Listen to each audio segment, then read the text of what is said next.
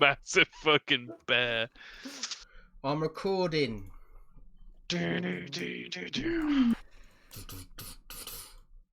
Okay.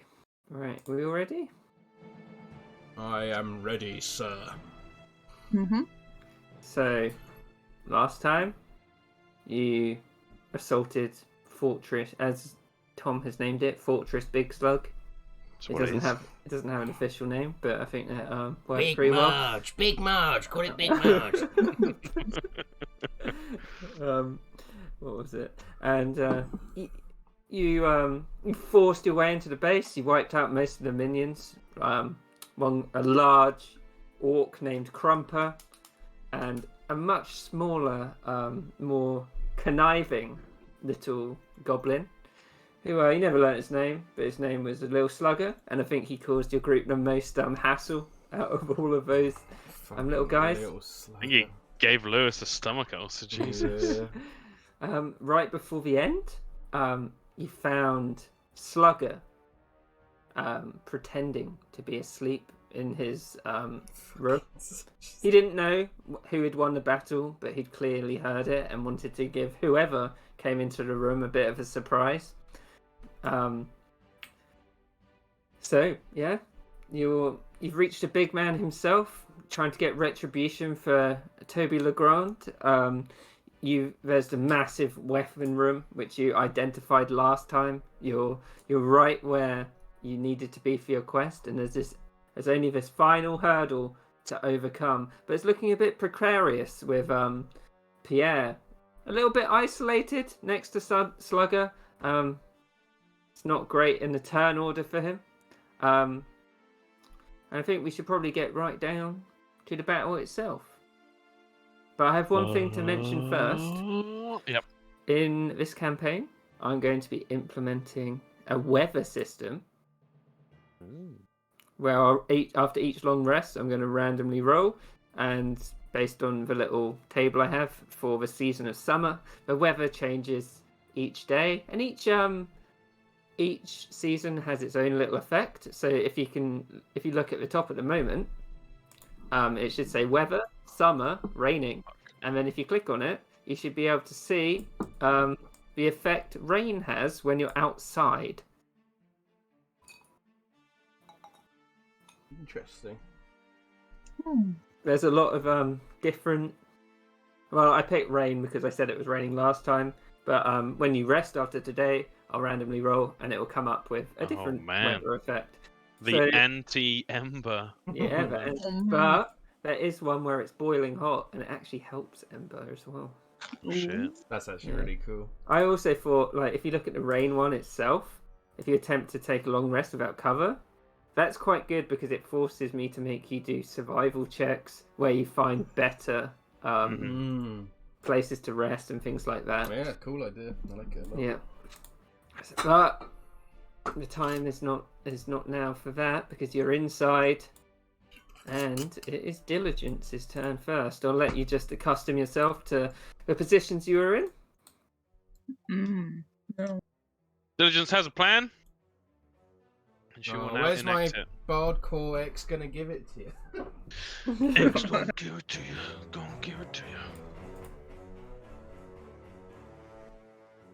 Okay. Just having a final reread of the thing. 10 foot. Okay. 30 feet. Got my Malibu ready, guys. Alright. Diligence will move. Use her movement to move 30 feet. Okay. 5, 10, 15, 20, 25, 30. She is now aware of Pierre's position and Slugger's position. She now uses a second level spell slot to cast the spell Dust Devil. Okay. What does that do? It is... I'll display it in the thing. Choose an unoccupied 5-foot cube of air that you can see within range. An elemental force that resembles a dust devil appears in the cube and lasts for the spell's duration. Any creature that ends its turn within 5 feet of the dust devil must make a strength saving throw. On a failed save, the creature takes 1d8 bludgeoning damage and is pushed 10 feet away.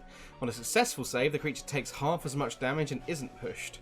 As a bonus action, can move the Dust Devil up to 30 feet in any direction. If the Dust Devil moves over sand, dust, loose dirt, or small gravel, it sucks up the material and forms a 10-foot radius cloud of debris around itself that lasts until the start of your next turn. The cloud heavily obscures its area. Okay. Thank you, Lewis. Where are you putting it? It doesn't really matter because I'm going to use the bonus action to move it. So fuck it, I'll summon it here. I will then use my bonus action to make it move 30 feet. It's going to do a bit of swirly whirly, but it's going to end up because it wants to pick up as much dust as possible. It's going to end up. That's the important bit. 5, 10, 5, 10, 5, 10, 5, 10, 5, 10. Here. Okay.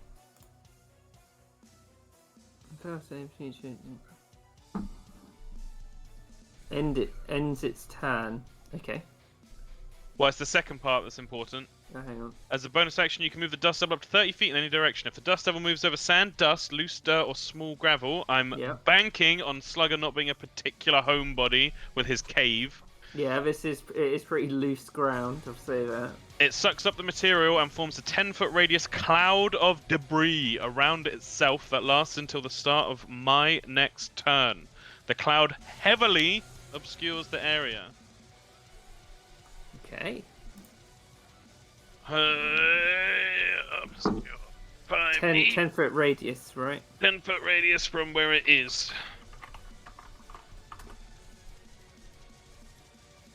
Allow me to quickly remind everyone. A heavily obscured area, such as darkness, opaque fog, or dense foliage, blocks vision entirely. Oh, A creature effectively suffers from the blinded condition when trying to see something in that area. The play has been made, the dice have been rolled. And as that happens, she will say, "Head towards my voice, Pierre." And that's my turn. Whatever will be, will be. Rue for it. 1 second. Where the fuck has he gone? I may have lost him. He's no longer at the top of Fort Champions. I think you've reorganised it. Oh yeah, he should be in PCs. I put him in the bottom because. Awesome. Thank you. I can't remember what this fucking guy does. Especially now that that's done. I think of him as Captain Hit Dice Healing. Hit Die Healing. Hit Die He Helio. does, but I don't have any hit dice left as Pierre. Yep. Does anyone look rough? And no, none of you do, really, do you? He could heal himself. Yeah, he probably will do that. He's got 1 hit dice left, so... Oh yeah, I also leveled him up because he should have been level 4, so he's got more health than he had originally. Oh, nice. Yeah, he'll use his last hit die then and use his where is it? Healing Surge on himself. Ignite distraction, so I want to hit a hit die. Constitution mod plus his intelligence mod. So his con mod is 2, so plus 4, so plus a d8 plus 4. He gets 1d8 plus 4. Not bad. 11 HP back to Rue for it. Putting him up to 32 health. He will, I think... Actually, I don't know, what kind of... Yeah, I mean, he's going to have to move up this way. His, his thing is kind of like he wants everyone to survive. Yeah. Like above anything else, probably. Yeah, I think he's just going to move to here for now then. He's kind of in a... Actually, no, here. He's in a kind of pretty strategical position there because he can see this door and watch there. Mm-hmm. In fact, I'd say go here even. I can't see Ember at all. Where is she? Oh, I guess I just don't have vision. Yeah, I don't have vision. I'm going to put my camera in there just for the recording, if that's alright. Yeah. Dewey. Dewey? Yeah. He's like, oh god.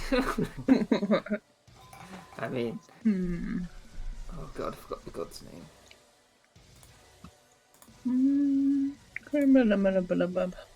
Massacre lady. He's like, Azul. I think all he can really do is hold a cantrip until he sees him. Okay.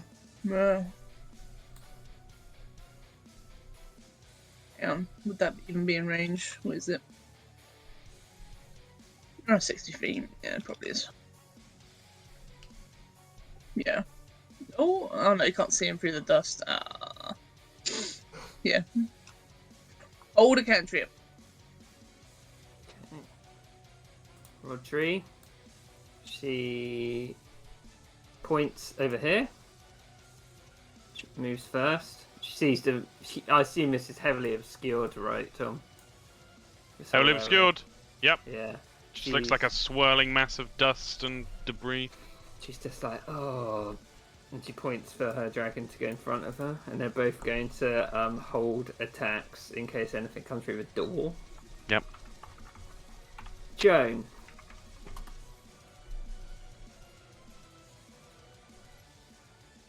June.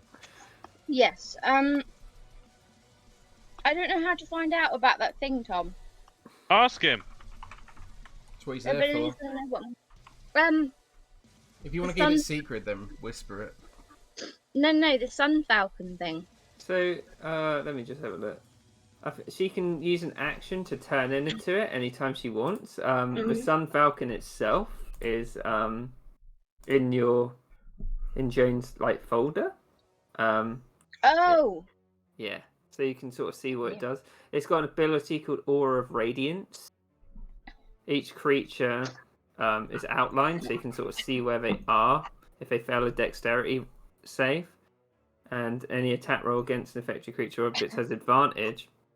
So that's pretty useful against quite a lot of enemies. But there's also Blinding Flash, but it costs an action to do. So she could turn into a Self Falcon if she wants. The Blinding Flash is pretty good because it... if they fail, they get blinded for a certain amount of rounds, which would probably be pretty good against Slugger. I mean, we've got the thing, though. Yeah, what? You'd have to wait around to do it anyway. Yeah. Okay. I can dismiss that whenever. That is a apologies for the inconvenience, but I need to save Pierre's life thing right now. Okay. Thank you. It's almost like she's done this before or something. Yep. What, Anya? How long does it last for? The Sun Falcon? Yeah. I can't remember what I said. I think it's for a minute. Okay. Yeah, a minute sounds pretty fair. So she could turn into a Sun Falcon, and then if she finds him, she's got this action called Blinding Flash, where she could attempt to blind Slugger if she could see him. Speed So it's up to you, of course. Yeah, okay. Alright. I'm gonna do it. The bird is the word. So she'll start casting the ritual. Yeah, and everyone would see Joan turn into the little Golden Sun Falcon. Aww. Doesn't make any sounds. Can you change the name of it, Kieran, so it's Jonah Falcon? Yes. Sorry. Does it make a cool sound like that red falcon that movies want us to think the bald eagle sounds like? Or golden eagle? Oh no, please not that stock sound effect. Squeak! So, if she... Yeah. Well, Joan can't actually see what's here. Like, in this purple box, she can't see it. Oh, right, okay. Yeah, just get yourself ready. Plus it'd be flying into a fucking dust devil, which is probably not a good idea.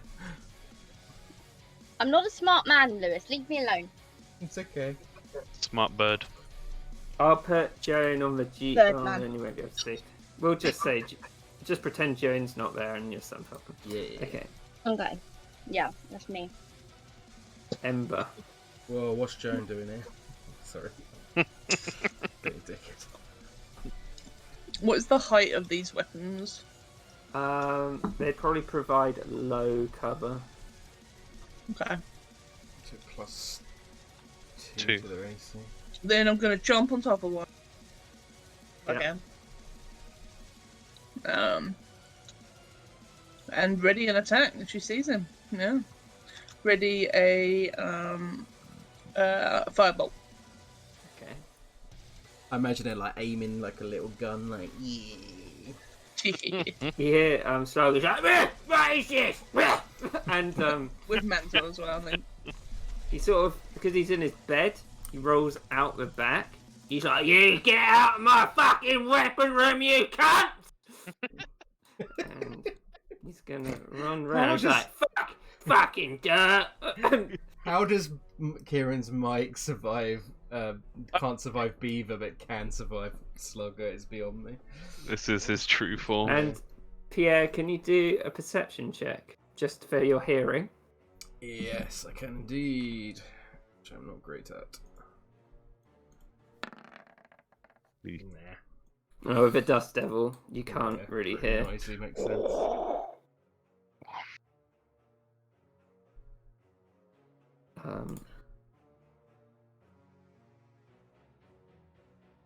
Diligence ain't dropping it or doing anything with it until she sees Pierre safe and sound. Pierre. Yeah, would immediately cast Mirror Image.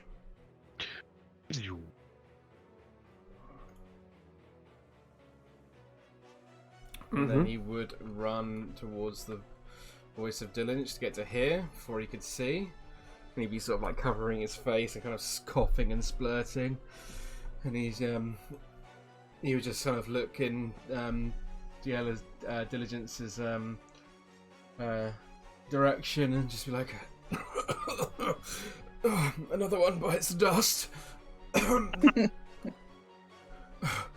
We've got to get in there and get him. And yeah, he's just going to end his turn here for now. Okay. Oh, Diligence is concentrating. It's Diligence's turn. She would say, it used to just be one of you that came out of there. As there's 4 Pierres coughing and spluttering as they come out. Yeah, so she will... Man, I don't really want to like immediately waste it. She'll move the Dust Devil to the back of the room, Kieran. Okay. And it takes its dust cloud with it.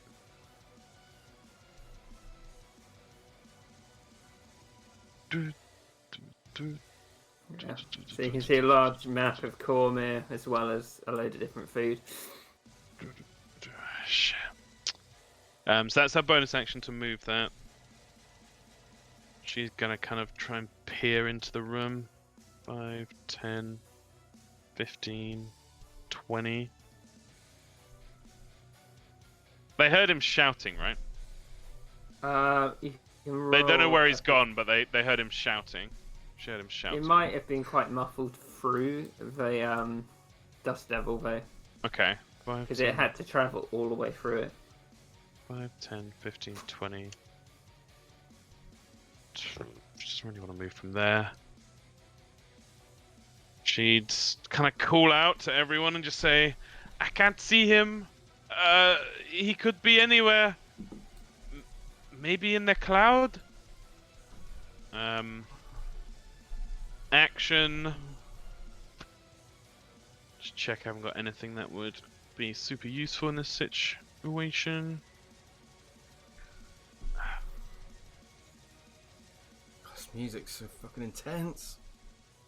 Is this Tense fight, man. concentration? It's not. Okay. She will use that action to use a minor illusion cantrip and make a shorter version of Pierre.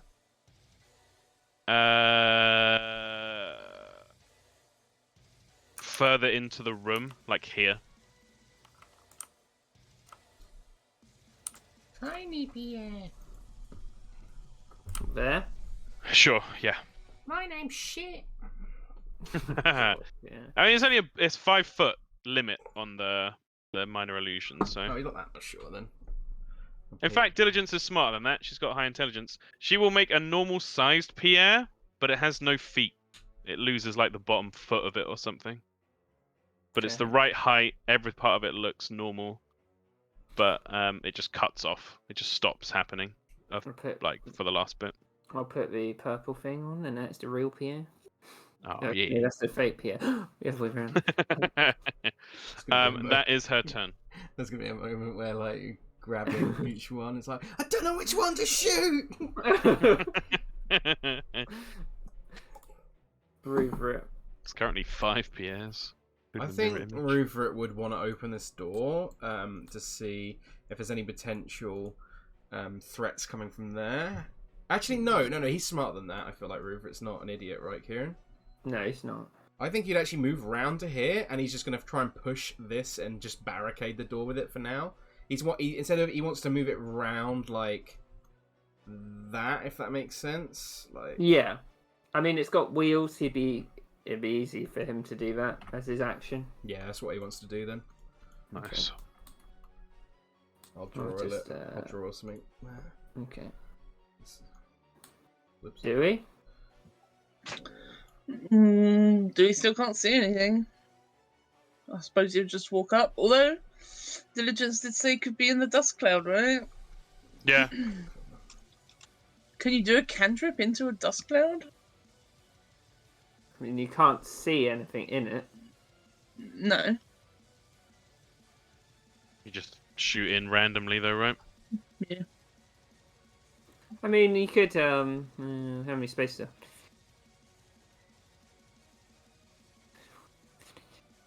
I mean, you could roll a d20, and if it hits him, I mean, you roll a d20 to see what space you get.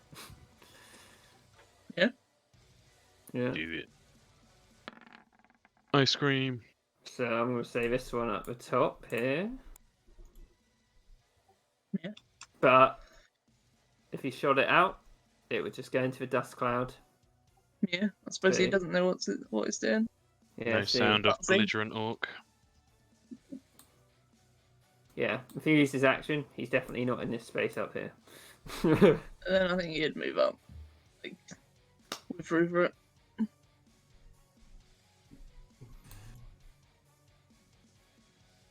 Okay. Rodri is gonna move up right to the edge of a dust cloud and point to have her dragon go there. And they're both gonna hold attacks in case he comes out. Joan, you are a falcon. Oui, je suis une falcon. Well, she would see that Pierre is safe in there. So she's going to go in.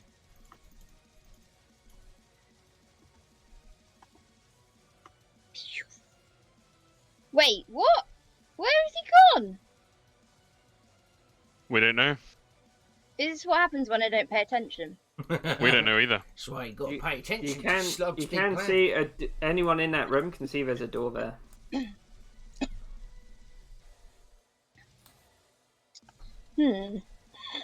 Well, I can't open doors because I don't have opposable thumbs. Yeah, So- true.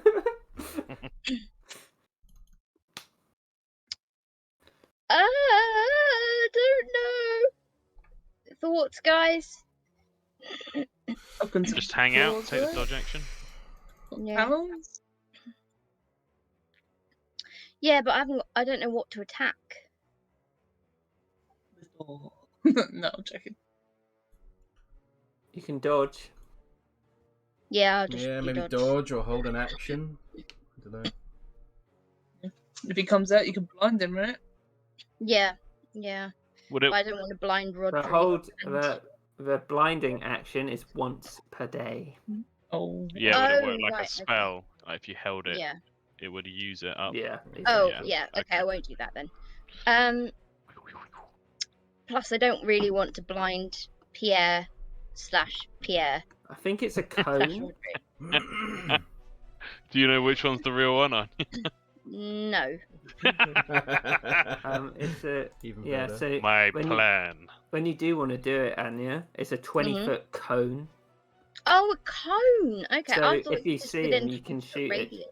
Yeah, you can just shoot it at him. No.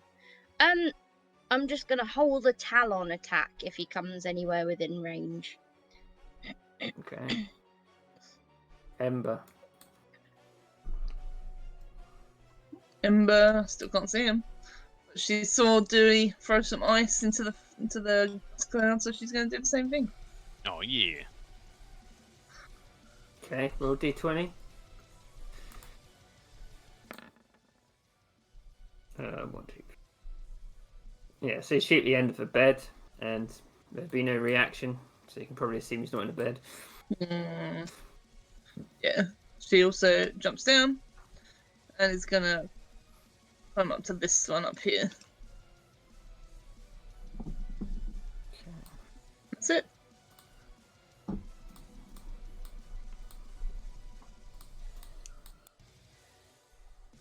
Slugger's turn. Uh-oh.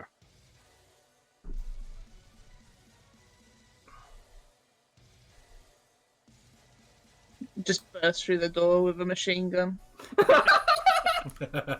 I'm glad you have faith in me, Hannah. Say hello to my little friend.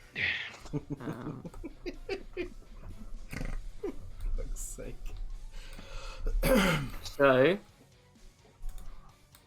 as you all move around, you can see that Slugger has burst through this door. Fucking knew it.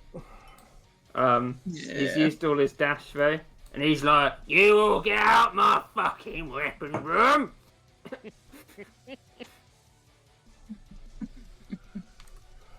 Pierre. Oh, and he will, as a bonus action, rage. Okay. Pierre's going to move 30 feet up to here. Yeah. And then he is going to cast, with his last spell slot, Dissonant Whispers on Slugger. Big slug. What does that do? Just So- remind me. DC 14 Wisdom save he has to make. If he fails, if he passes, he just takes 6 psychic damage. If he fails, then he takes 12 psychic damage, and he has to immediately use his reaction to move as far away from me as possible. Okay. So he's raging. So.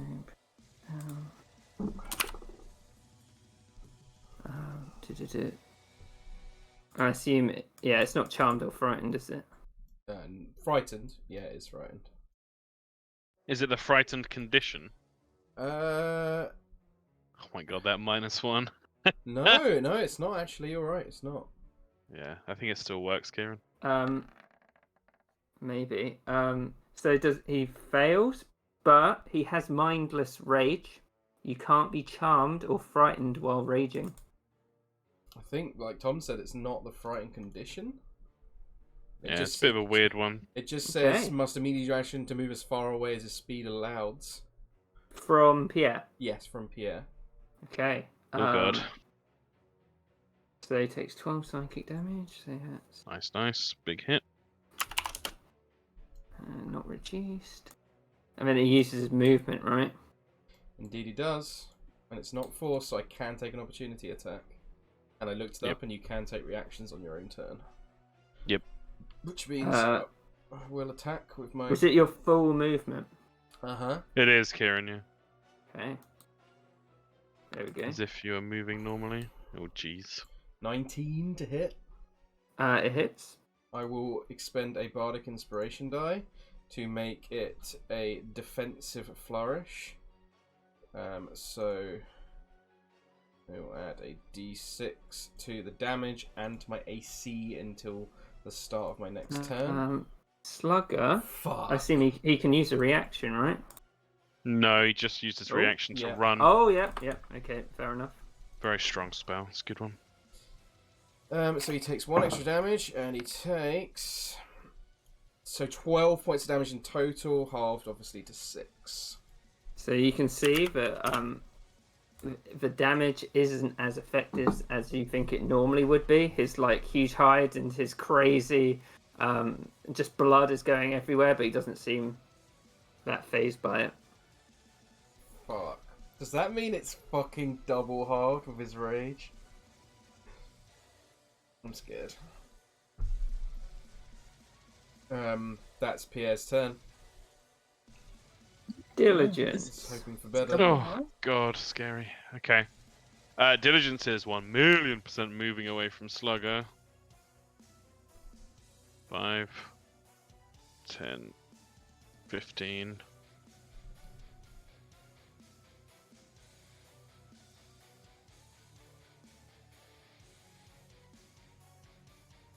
I can't fuck Rodri over. Or Joan. So, 20. Oh, I keep forgetting to do this, by the way, but when I use my 25. flourishes, my walking speed increases by 10 feet. So I'm going to move an extra Okay. 10 feet up. I keep forgetting to do it, so I'm doing it now. Well, can you now? Yeah. No, you didn't, Anya. I don't think. No, wait, yeah, you did. Had a short Yes. rest, Yeah, we but... did. Yeah, we had a short rest, 100%. No, that's okay. I just wondered why my channel divinity had come back. Yeah, Yeah, comes back it on comes short back rest. on a short rest, yeah. So you Yeah, do I have didn't healing. want to just use it and then it'd be like, whoa, we hadn't had a short rest, so I just wanted to check. No, we definitely Nice. did. Cool. Diligence will cantrip, cast out Mind Sliver at Slugger. Intelligence save. Oh, he's good at that. Oh, yeah. I want to see this mod. Yes! Oh, -3! it's lovely. Holy shit. Oh shit, let me roll it properly. Almost as good as Mind Elodius as Sliver. Khan. God, yeah. 3 psychic damage. And then he gets a negative d4 to his next save from Diligence's spell Okay, I'll put a little until the end of her next turn. eye on it. Here we go. Thank you. That's Ooh. fuck, hold on, sorry. I want to move the Dust Devil, but I don't want to fuck people over. Take your time, because I need to look at Rupert's character sheet. After your turn, Diligence. Can she move? It's Yep. 30 feet she can move it. Ooh, that might fuck. I don't want to 5, 10. I think that's okay. Can she move it here? Pointing with the arrow. And then the square goes with it. I'm hoping it doesn't get... Okay, yeah, that's fine. Yep, people have a route out of the room. Yep, cool. Thank you very much. That's everything. Yeah. After your turn, Diligence. Yep. Slugger. Do there. Fuck. Dewey. It's Ruvert's turn. Rupert is going to stand here, and he's going to shove Dewey Ooh. with his action. Forced movement. Smart. Plus, he's already used his reaction, so... Oh, yeah, true. And then he's going to stand here in front of Dewey. Get down, Mr. President. Yeah, Not sure how far he Perfect. can shove. Is it just 5 feet? I think so. Let's have a look. 5 or 10, I can't remember. It is 5 feet, yeah. 5 feet, cool. Thank you. 5 feet or prone.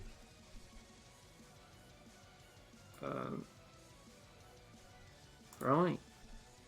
After Ruvert's turn, Slugger will make an attack. You can see he's wielding like this giant flail, and he's like, "Get shit out!" I do think, and actually no, it's his action to do that. Never mind, I can't do that. And he slams into Ruvert and does 14 bludgeoning damage. Is that with the rage, Kieran? Oh yeah, thank you. It is with the rage, so that's 16. a plus. Plus 2. Okay, yeah, 16. I think it's always plus 2. Actually, no, it goes plus 3 at some point, doesn't it? Yeah, it's like level It's- 11 or yeah, something. it's pretty high He's level. not like leveled, so I think it is level 2. Yeah. I mean, it is 2, yeah. So 14, so he's down to 16. 16, so 22, and then another 6. So it takes him to 16 HP. That's a pretty big hit. Halved. And he's like, "Get out my weapon room!" Oh! That was a pretty Do good it. roll on his dice, at least. Yeah.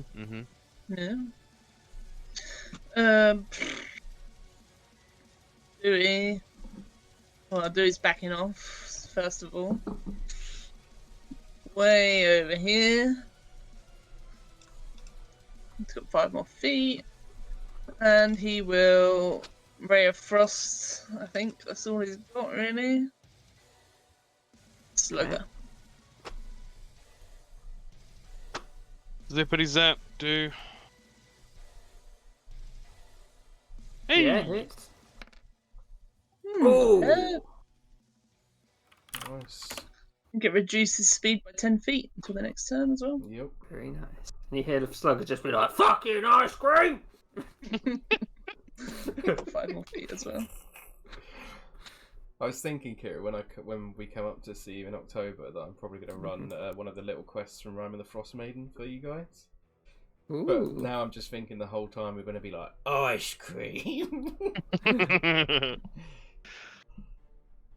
Rodri's gonna hold back the wormling for now, and she's going to You're not Rodri, you're Badry. battery. She's gonna acid splash him.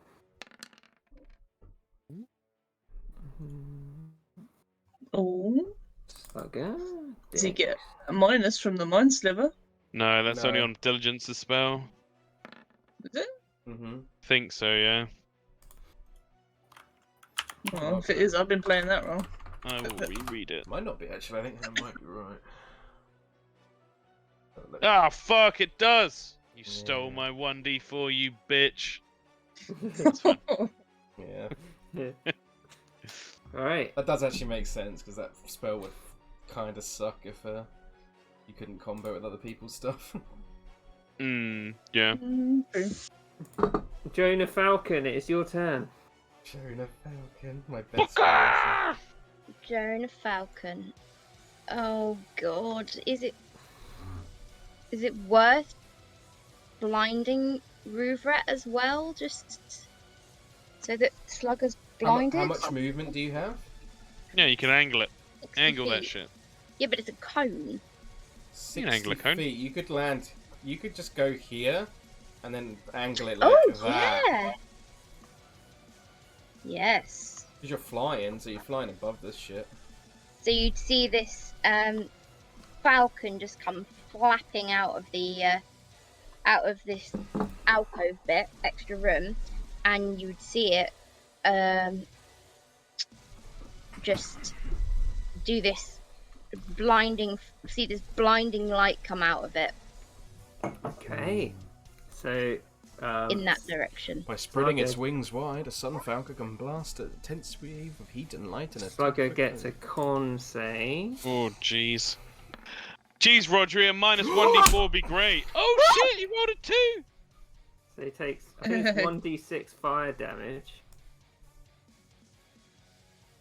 The blinded bit that Roll it. matters most to me. I'm roll doing it. it! He's blind Roll at it. the moment. 5 fire damage. 1d4 plus 1 rounds. Come on, Anya. Come on, Jonah Falcon. That's pretty Nice. good. That's pretty Yeah, fucking good. Take that.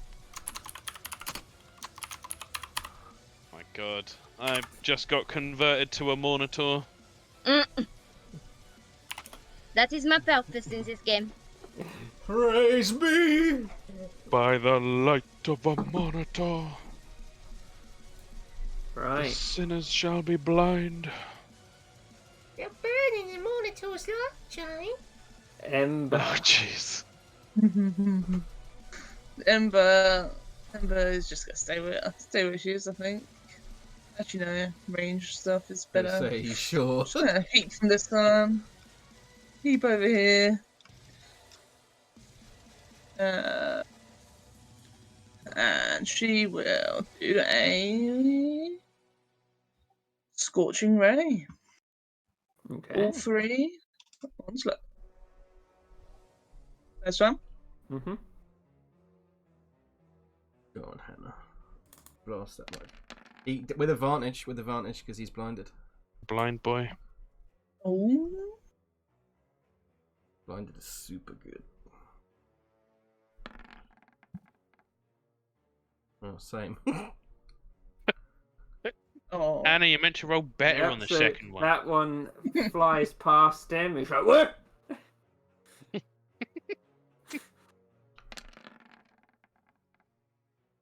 19. Hits. 13 points of fire damage. Oh my days!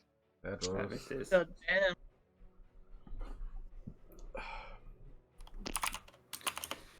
Right. Well, Tokay cursed you with his darkness. Yeah. yeah. So God. Slugger's like, you can just see him blind, but he knows where his weapons are on his body, and he reaches up behind him. He pulls out this massive ornate battle axe. He's like, "That's it, no fucking about!"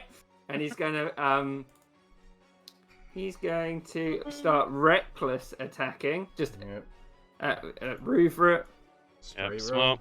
Nothing to lose. So normal. Make sure you put the little flag on him so I don't forget.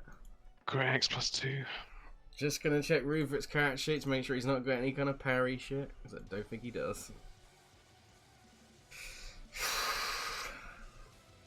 At least it was only a 5. Yeah, no, he ain't got fucking shit. That's 14 damage. Yeah. Wait, does that include the rage? Oh yeah, it does. 14 including. Good, because he's on 2 HP. Yeah. Mhm. Fucking And hell. then his second attack. Yeah, that hits as well. Oh, 28! Yeah, he's down. Then Mm. Slugger sort of knew where he was in the room, but he doesn't know where the fuck anyone else is. So he's just gonna charge straight down the room. He's Oh, like, yeah. "Get my room!" And he just like runs straight into Dewey, and he's like, "Guess there's something here." Oh, do you know what this reminds me of that bit in Muppets Treasure Island when he's like, Billy Bones! Does Remember, anyone, he has got 10 feet less. does anyone So remember hopefully- that? No, he's just got me. 40-foot move speed. Oh, damn, Oh, yeah. yeah, That's barbarian. how he managed to get round that.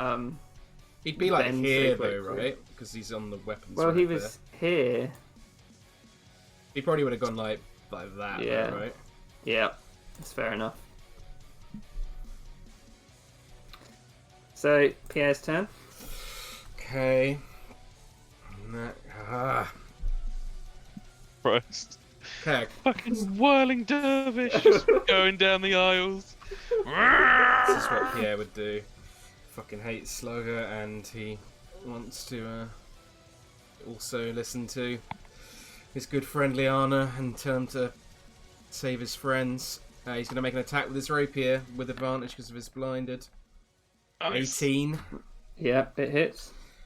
So it's bad damage. So 7 points piercing damage, but he is going to use his last bardic inspiration to make it a mobile flourish, which means I can extend the bardic inspiration. Yeah. So let me quickly roll it.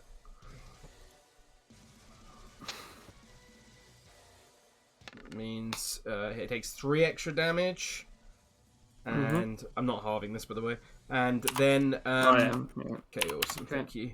And then he gets pushed up to 8 feet away, 5 plus the number I rolled, and then I can use my reaction to move up to my walking speed up to next to him. Such a cool thing. So yeah, he gets pushed back 8 feet, which takes him to, like a bit further than that. So like there, yeah. And then I will use my reaction to move here. Okay. Might be dumb, but Saving Dewey's butt. fine. And it makes sense for what Pierre would do, I think. Yeah, So, 100%. at the end of that turn, does it? So reckless attack at the start of the turn, advantage. Implies until your next has- turn. So It does not. It does not. It does not. I I got it know wrong. you got it wrong yesterday. Yeah. I remember. No, it says but attack rolls again. Oh. No, attack rolls on There's your a turn. bigger Yeah. negative. Yeah. Right. But Slugger is Slugger, and he's like, "Hey, fuck, touch me!" And he's just gonna swing out at Pierre with You disadvantage. you got to roll first PM Yeah. for mirror image. So that's going towards an image which is 11 plus Pierre's dex. 14. Misses. Misses. Yeah. That's real good.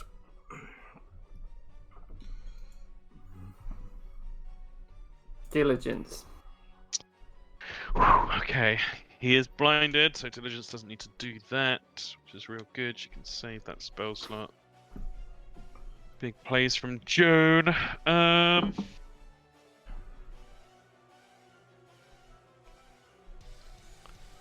Yeah, Diligence isn't going to be a big DPS meter here. Well, blinded doesn't do anything about your deck saves, does it? I don't think so. I think we looked this up. No, it didn't yesterday from what I Yeah, remember. yeah. I'm sure you're right. Okay. Although it would stop danger sense, right? Because you Yeah, can't it see would. it. Yeah. He doesn't actually have danger sense. Oh, Because he's a stat, modded. He's a stat block now. You're a stat block now, Harry. I basically added things. And there's something good in, I reckon. Sorry. Okay. She will then use first level spell Catapult. He'll send some of his own weapons at him, flying across the room towards him. That's pretty badass. Oh fuck! I forgot to use his frenzy. Oh well, we get away with it for now. What was it? A dexterity saving throw? Yeah. That's worrying that he's got frenzy. Yeah, I forgot you had it. He passes. There's See, no damage. I The weapons imagine- go flying into the wall behind him. He's just like, he just hears it. His weapons clatter to the ground. He's like, what the fuck? Amazing. And then, seeing as no one's in the room anymore, she will bring the Dust Devil. I can't move it, but like one back from the entrance, like here. Thank you. Yeah, perfect. That's her turn.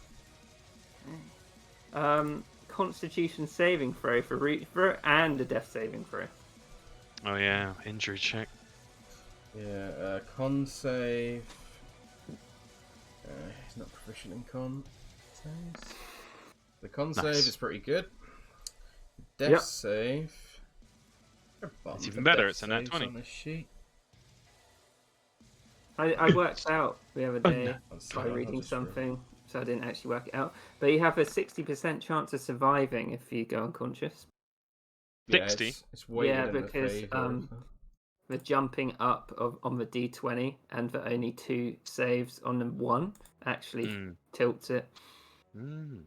And because he's 1 to 9 and 10 to 20, which also helps. Yeah. So yeah, 1 success for. So I should change it so 10 fails. No, Some DMs do. Yeah. nah, I think the game's weighted to favour your characters, right? Yeah. I like it personally. Yeah, me too. So yeah, he saves. Dewey.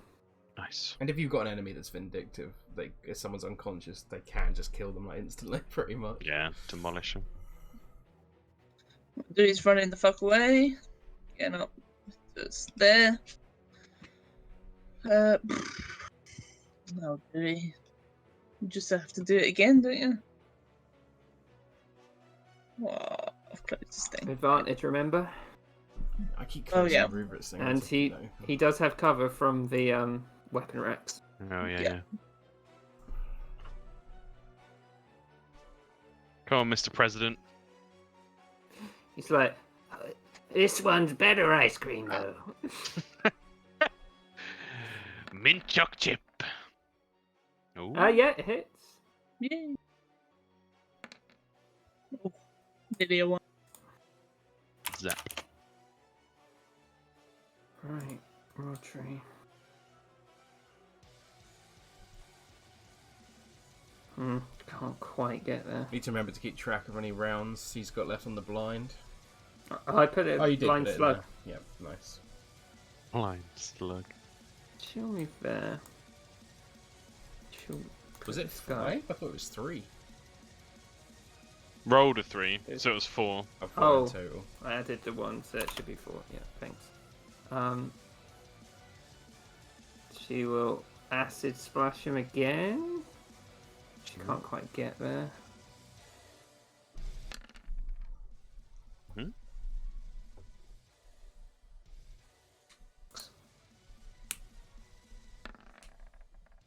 Oh yeah. It's like that better not have gone on a weapon.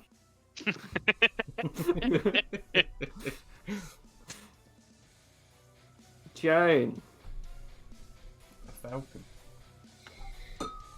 Yeah, I'm not not sure. I'm considering turning back into a person. Mm-hmm. Yeah, Just purely you 'cause he's- used. Exactly, and he's blinded, so I can do more damage, like, as a person. Makes sense He's to got- me. It's an Yeah. action This turn guy's back. also unconscious. Yeah. Yeah, because he's still blinded. Okay. Yeah, he'll remain blinded. Yeah. So she's going to turn back into person Joan. So she'll be over here.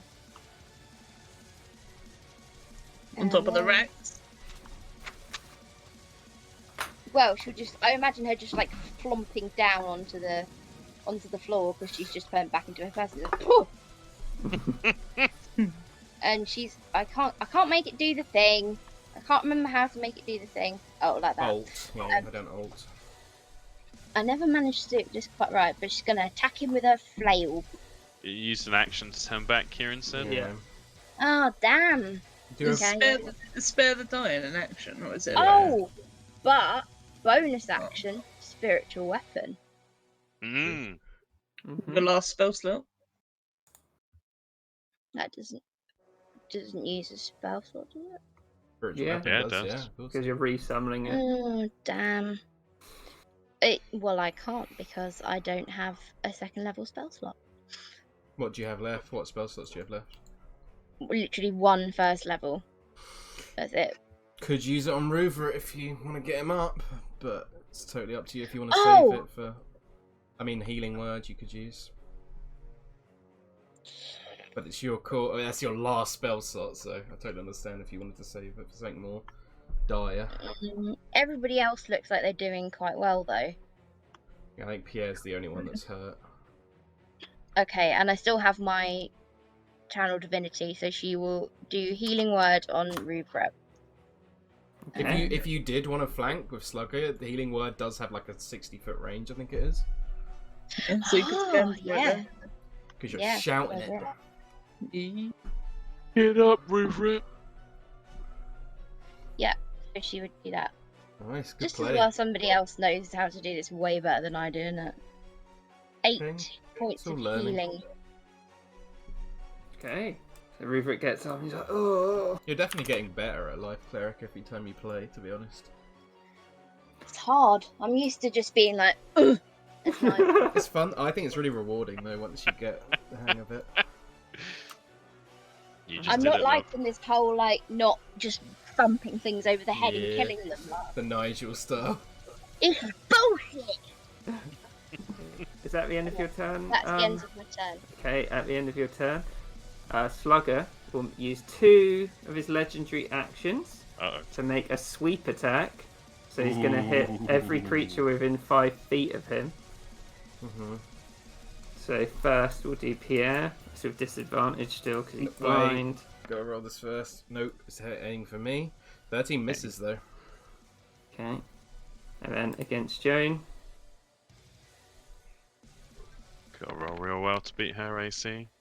Ooh! Yeah. I cursed it, sorry. So he like does like a twirl, like they call this one a slug, and like does a baseball bat around. Pierre ducks, and it just slams into Joan's side, and she takes 15 points of slashing damage. Oof. Yay! Well, guess you got another target for your channel divinity now. Ember. Ember is gonna chromatic orb. That's level.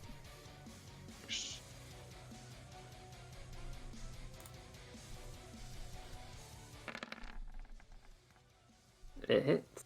Yeah, 18 damage. Fuck. You're a damage machine. Yeah, what's my only purpose in life? You love it, don't lie. It's quite fun. Is that everything? Yep, and I'm gonna be RB. Slugger's like, and now I'm really angry. I hate fire. And seeing as he was charging down, he's going to attack Pierre. He's going to also use his bonus action frenzy, so he can do another attack. I do think gonna- as he would have hit Joan, he would have Pierre would have like purposely called out and be like trying to like get the attention of Slugger sort of thing as well, so it makes even more sense. Okay. What a fucking weird thought. How does mirror image work against people who are blind? That's a good point, actually. Yeah. I mean, there's nothing in the rules about it. It's just a weird thought.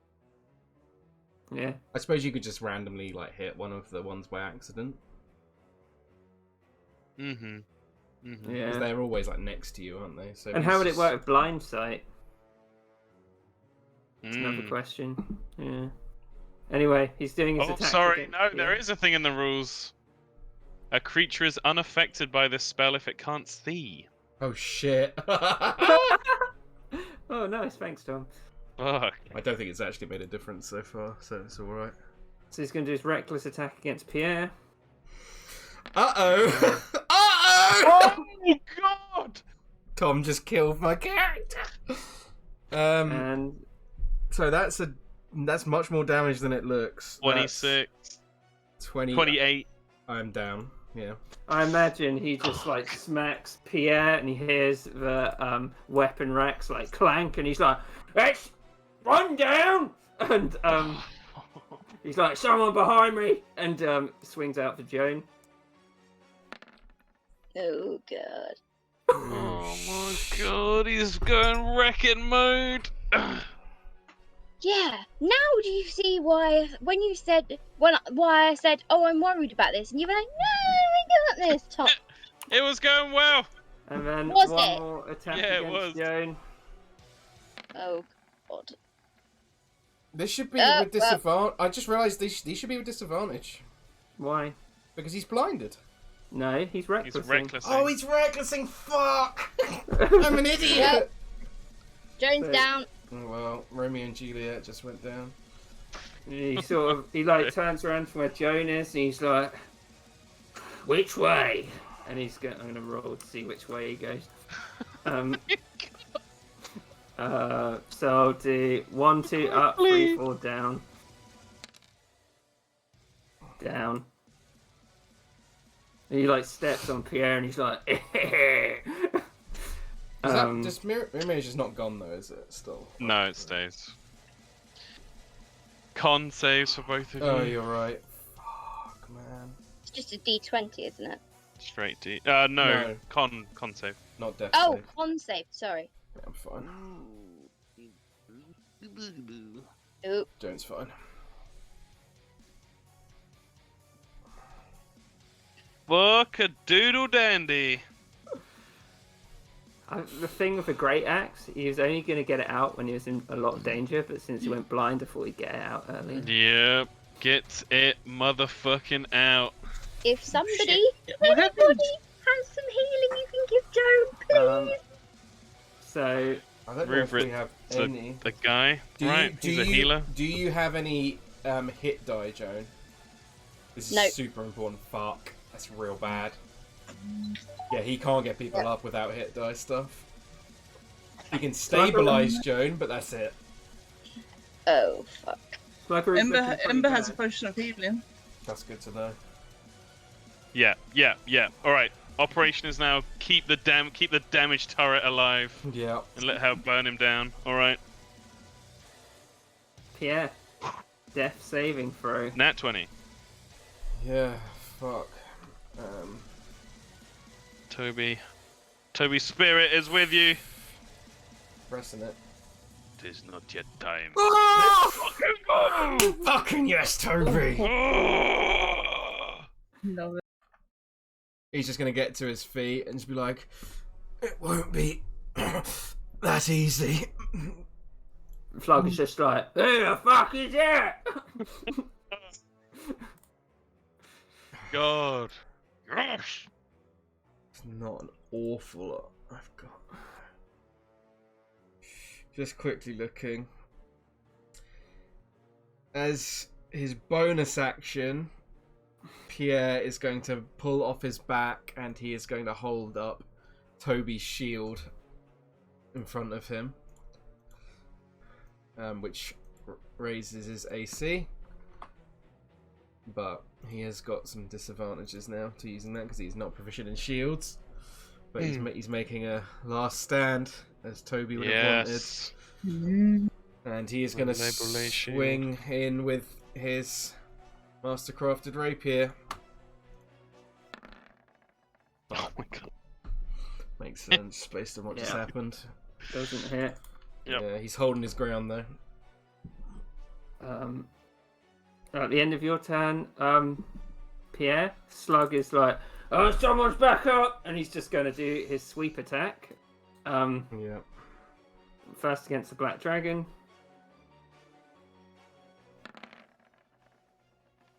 This isn't reckless, this is disadvantage. Yeah, this is Oh, disadvantage. thank you.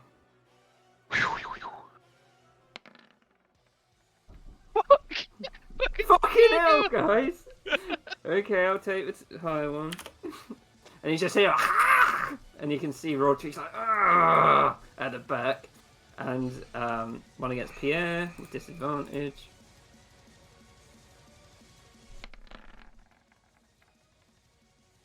Oh. 19 hits, even if I use the reaction.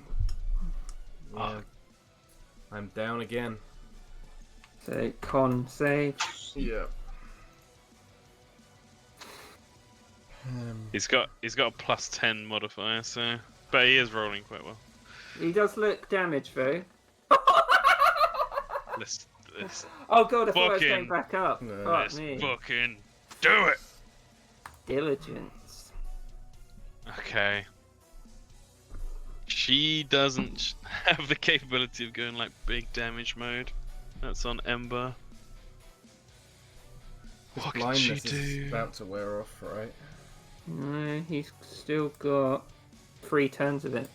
I thought it was only 4 turns of it to begin with. It's only been 1. Yeah, it has. He's had a lot of. He's got Yeah, much you're reaction. right. Of course he Yeah. does. I'm an idiot. All right, I know That's what I'm good, though, doing. that's good.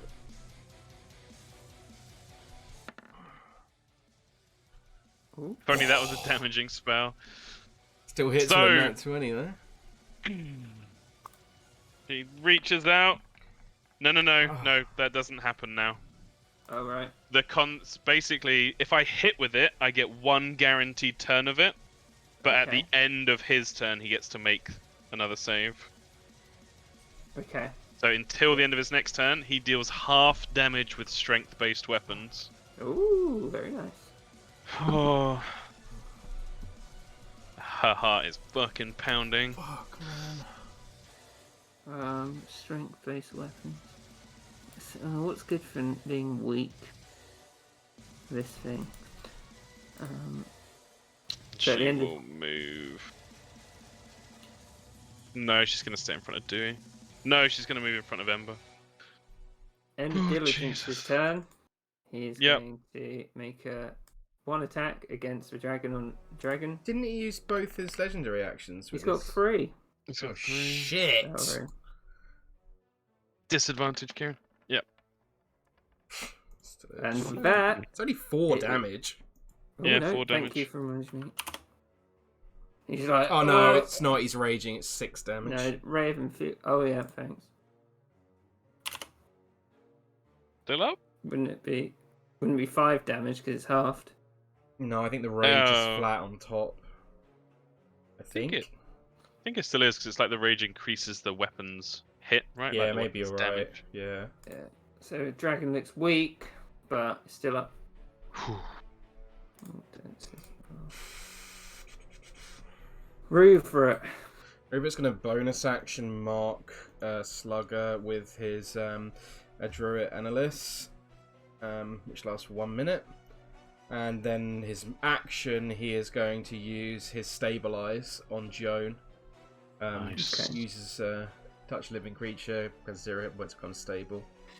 Unfortunately, she doesn't have one on her hit die, because if she did, she could choose to expend one of them to immediately regain the hit I points. assume he's going in and then going back. Yeah, exactly, yeah. Okay. He's too low to get in there properly. Do we? Don't have any hit die? You use them all. On the During short, the short rest. rest. Yeah, I've used all of Yeah. mine. Oh. I guess I just don't remember getting hit that much. Maybe I'm misremembering. You didn't. You were like right at the back.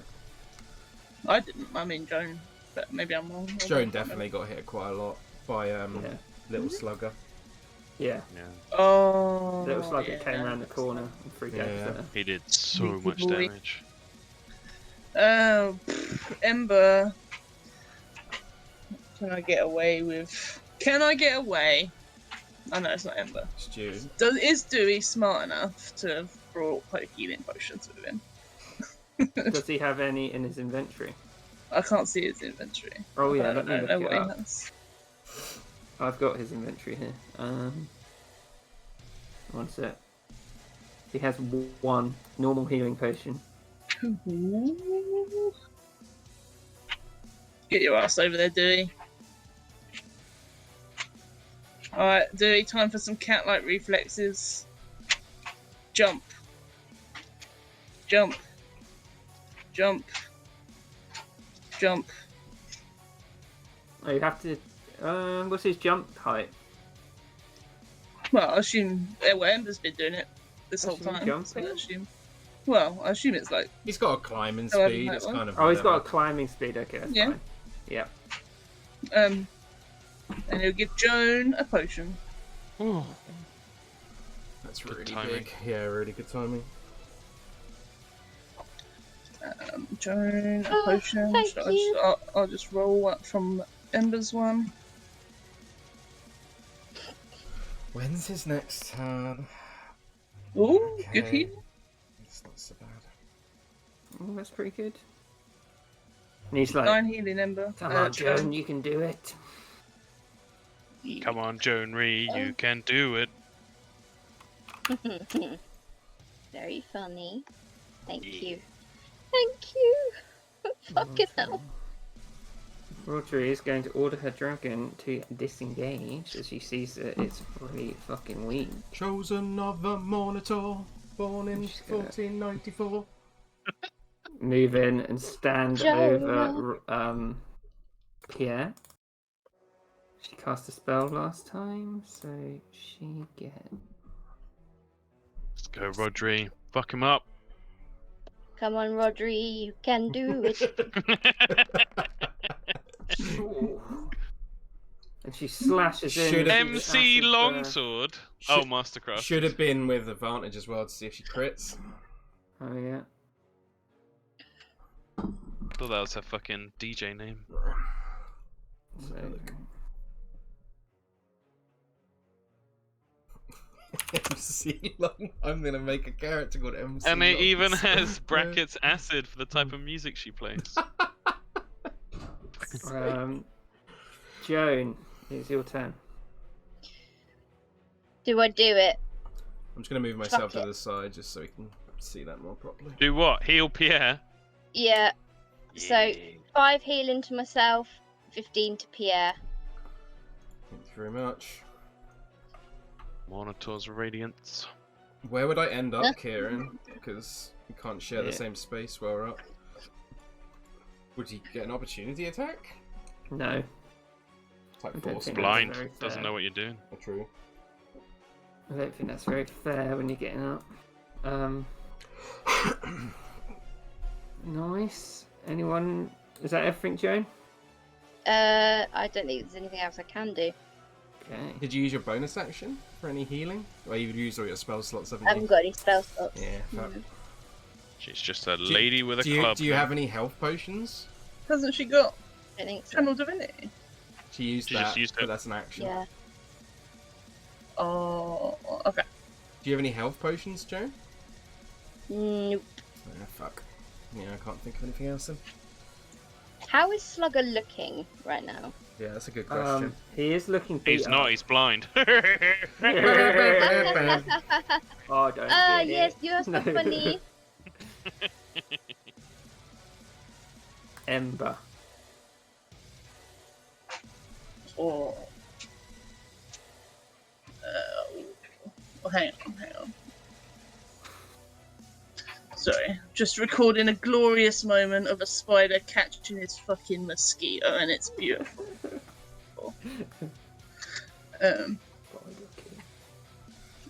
Ember is gonna use her last spell slot, Come on, spider, Do- you can do it.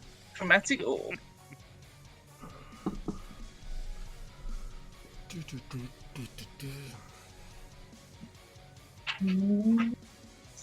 I did press it. Yeah, it's probably just taking its Is time. it gonna do it? Got And +2 because of this. Not if I'm lagging. Actually, if she's standing on top of it, then I don't think it would have a +2. 14? 14, and you're standing on top of it, just hits. Nice. I still can't see it. Neither can Yeah, I. same. Oh, there we go. Oh, there it is. There's a 24 for me. Yep. 24. 10. No, I mean 24 to hit. Yeah. Yeah, that's what I mean. I 14 thought you damage. couldn't roll ones. You Oh, yeah? can't, yeah. 15 damage. I don't know why it doesn't change it on some and then does on the others. So yeah, Need to 15 be on damage. glitchy as fuck. Like it's like, oh, that's it, I don't know. And he's gonna Great Axe all his attacks into Rodri. Oh, jeez. 1. Oh, yeah, he's recklessing as well. Oh, that one's there. Let's go. So next one is with disadvantage.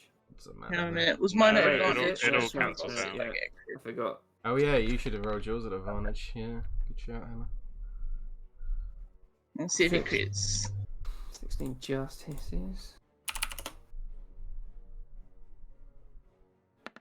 Nope. No. And then last one.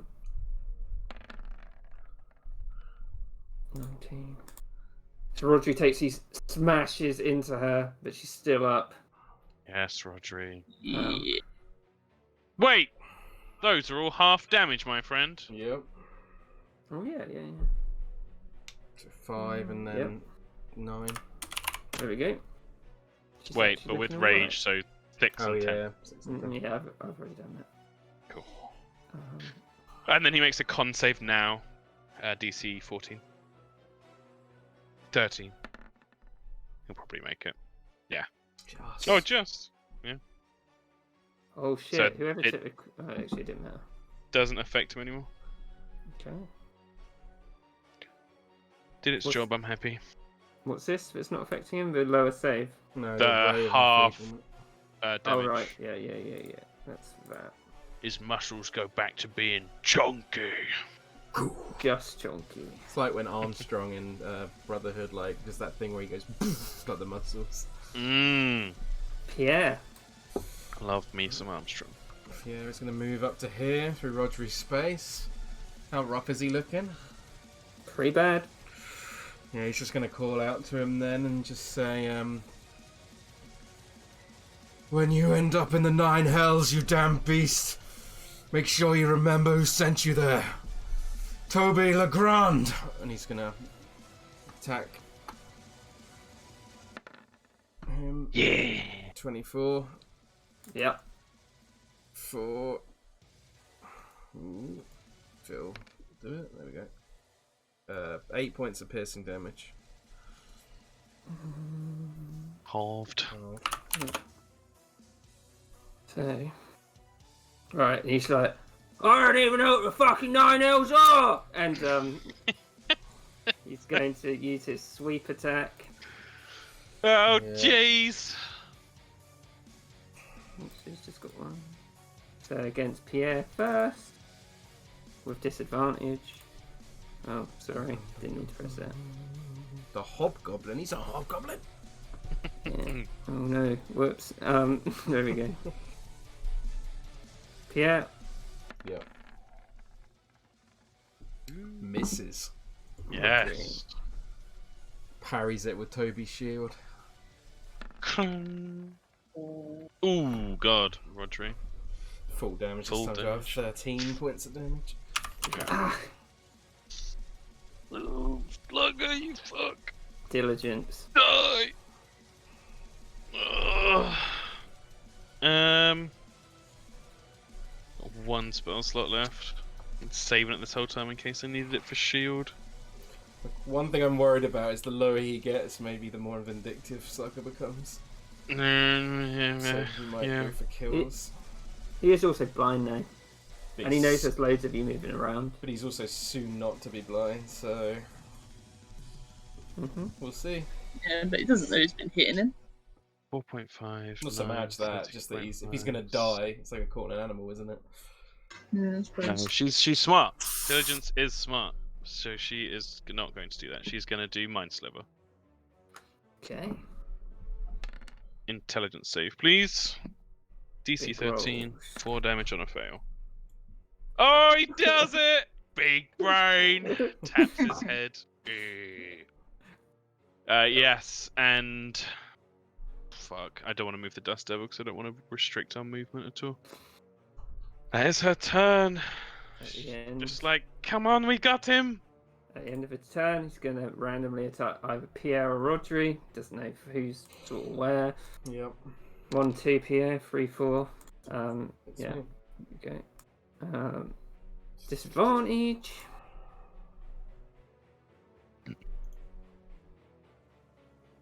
Then 1! Yes. Yeah. Alright. Tweet that. Breathe for it.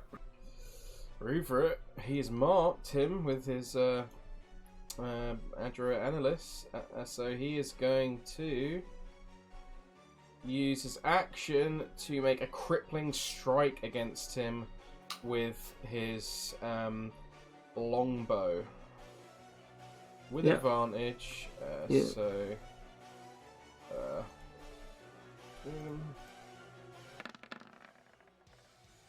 good thing. 14. 14 wouldn't hit because Jane's providing light cover. Yeah, that's totally fair. Yeah, that's his turn then. Yeah. Dewey. Cool class. I like you. Louis. Gonna do what he does. I might have to play one of them. What's it called again? Savant. Oh, I read that. He recently released another update. Yeah, that would hit because adjacent enemies that don't count as light cover. Just ones in the middle. There's one called Tactician, which I really want to play. Whoa. Sounds cool. I want to try Matt Colville's Beastmaster when that comes out. So, Slugger's looking pretty weak after Dewey's like, "You like the cold?" and does it. Time to True. kick some ice. Going to longsword attacking. With advantage. Oh yeah, thanks. Would miss. Hits though. Good damage as well. Slugger's looking really weak now. Joan. Go on, Joan. Might Okay, be just- infidel. Just been discussing this with Tom, Mhm. right? So Oh, metagaming, yeah. I don't know if you'll actually allow me to do this, but it doesn't say somewhere you can see. It just says within range, Tom. So it says, I have a use of create or destroy water.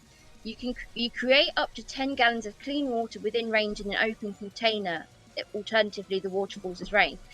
Theoretically speaking, would Slugger's lungs count as an open container because his nose is open, his mouth is open? Let me just see. Would make that spell pretty fucking good. Yeah. But I like the creativity, so I don't know. I would probably allow it. Can create or destroy water kill people? I probably wouldn't make it kill people personally, but I would probably make it do something cool. I would destroy all the water in his cells, and then he dies. Yeah, this- it was this- that or Yeah, this um, one's saying you you can- can't do that one. It's like no Damn OP it. blood bending over here. well, it says you destroy up to 10 gallons of water in an open container. Theoretically speaking, can he be an open container because his mouth is open and his nose is open? There's a fetish for that If you somewhere. mean you can destroy the water in someone's body to kill them, most DMs say no. Damn it! Hang on. That means you don't. Great one. I don't think there's a rules as written thing for it. It's down to the DMs how they rule it. What spell level is it? first level. Yeah, I mean, If I was going to rule it, the way I would rule it is that it could create water in his lungs, which would maybe make him start coughing, which might give him some kind of... if he failed on a con save, he might get some kind of status condition. That's the way I would rule it. powerful for. I'd probably make the con save pretty low DC as well. You're a very kind DM. Yeah. I like- Kieran, however, is an evil genius. I like It's just to... that it's. I would just say lungs aren't an open container, personally. That's Shut totally up, fair. Tom. I'd give him cotton mouth. There you go. Do you want to win this or not, guys? Come on. It's just Beat him over the because head with your mace. Kill him. It's a level 1 spell, so I don't think it's really that. Fine. Just having a look to see if there's anything cool that it could do. Just so it's not like wasted. Yeah, if there is, you could conjure it in somebody's lungs and But they're drown. not. But they're like full of alveoli and stuff. It's not like. Yeah, but I mean, technically, Okay, but if you search the definition of container, it says an object for holding or transporting something.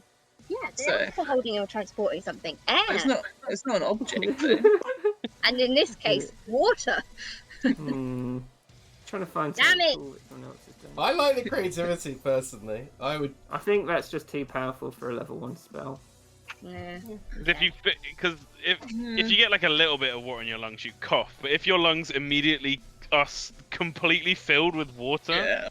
you fucking like drown. You don't just like Yeah. cough and That's splutter. You're the just like, idea. no, I know, but that would be you'd go up to like a level 20 archlich and be like, well, not a lich because it's undead, but archmage and be like, your lungs filled with water now. It's very true. You could kill anything. Fine. Yeah, I think Fine. it'd be too much. Mainly because of this guy's reply. Which I will put here. Right. Well, I am thinking I might. Well. Kind of.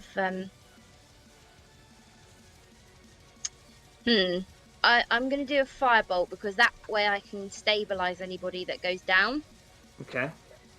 if I keep my distance and he doesn't attack me. 11. With advantage. Oh, with advantage. Yeah.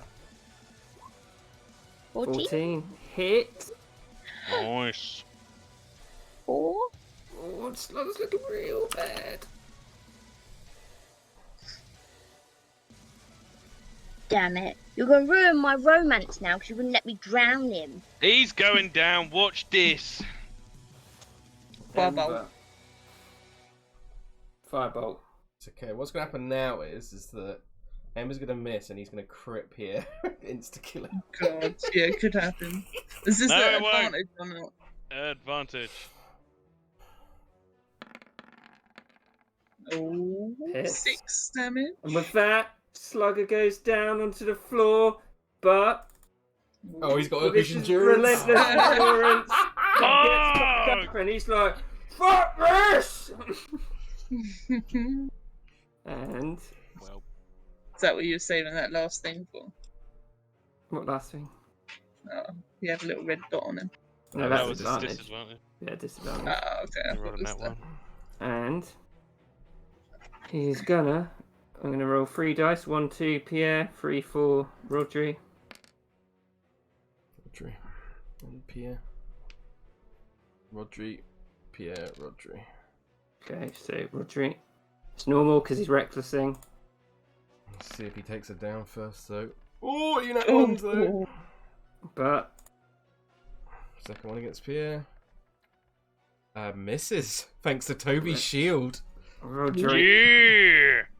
Well, Oh, And that's Disadvantage. 10 Okay, extra that's it. damage. So that's 19, But 21, also 23. has savage attacks, so he rolls an additional dice. 23 plus additional die. Are you maximizing that additional die? Only the first one gets maximized. Okay. 23. 33 points of damage in total then. He smashes down Rodri. Well. Look, he's left. Pierre. Ooh, baby.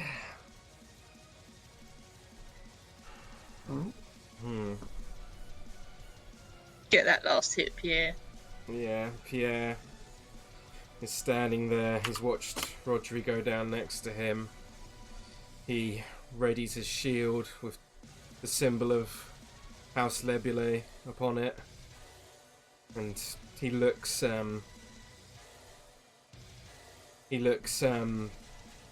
Slugger straight in the eyes. And he just starts singing to himself, and he says, "Now come witness firsthand the grand Toby LeGrand!" And he's going to try and stab into him. And Slugger's just like, yeah, get on with it. I'm out. I'm done. 23 to hit. That hits. 8 points of piercing damage. And with that, Slugger is slain. Yes! Come on! Yes! Yes! Well done, Nobody's everyone. dead! Everyone Fucking played did it. super well. We have to stay in initiative order because Rodri's down.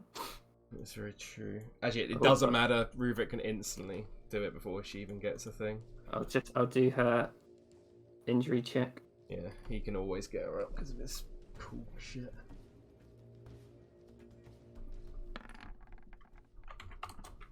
She's fine. Right, I'm gonna go to the toilet. That's pretty crazy.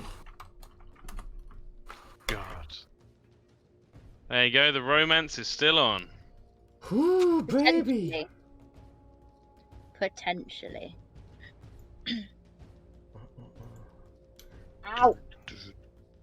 Oof, well, crazy. I'm disappointed. What, Right. that we didn't die? No, that you didn't let me drown him from the inside out. It's too ridiculous.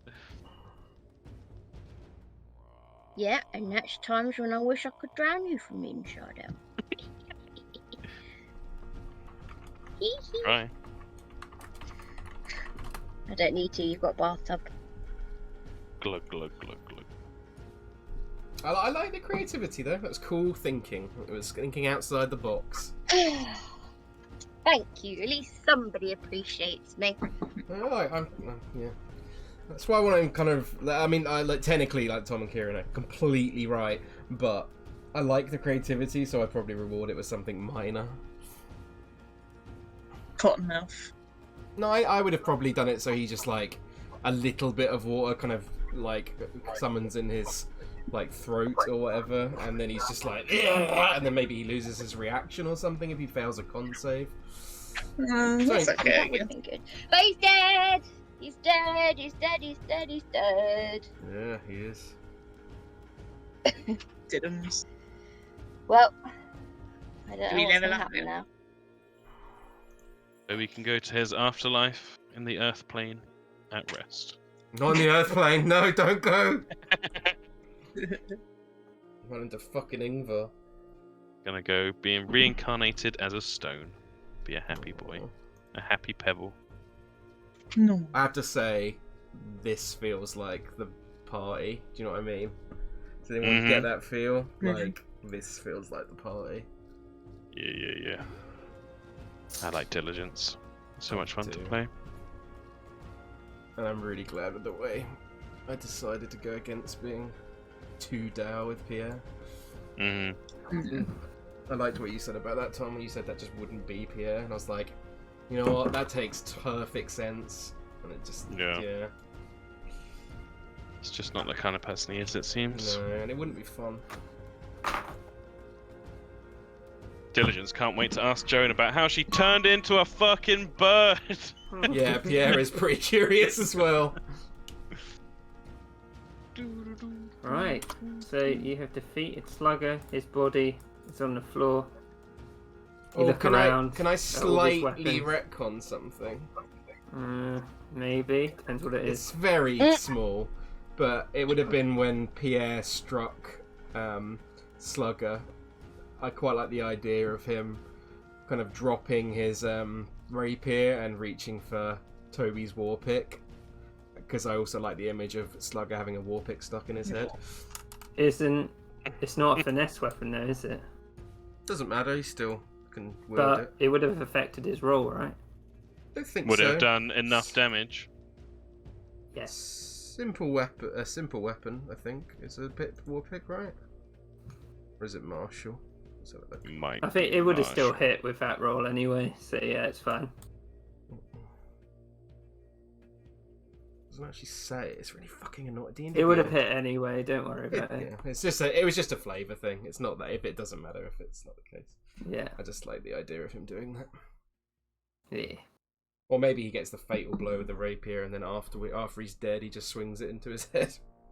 Yeah. Yeah, that's more badass. Let's do that. Yeah. Clunk. So you look around this room. The room is packed from end to end with a myriad of weapons. Some of his weapons appear to be hijacked from a grand army. However, there also appears to be gigantic weapons, which Pierre might know, are wielded by the stone giants, and there's others that are clearly orcish in design, as well as others that aren't identifiable. None of these appear to be special, but you can see they're just sort of standard weapons. You also see a number of siege weapons in the room, which are definitely not of CORMYRian design. And right at the back, it also appears to be a cast-off pile where broken and rusted weapons are laid to rest. Pierre is just simply at this point is far too emotionally drained to even think about looting. He is fallen to his knees. He is just staring at the corpse of Slugger with his hands down by its side and kind of like a look of shock upon his face. Mm-hmm.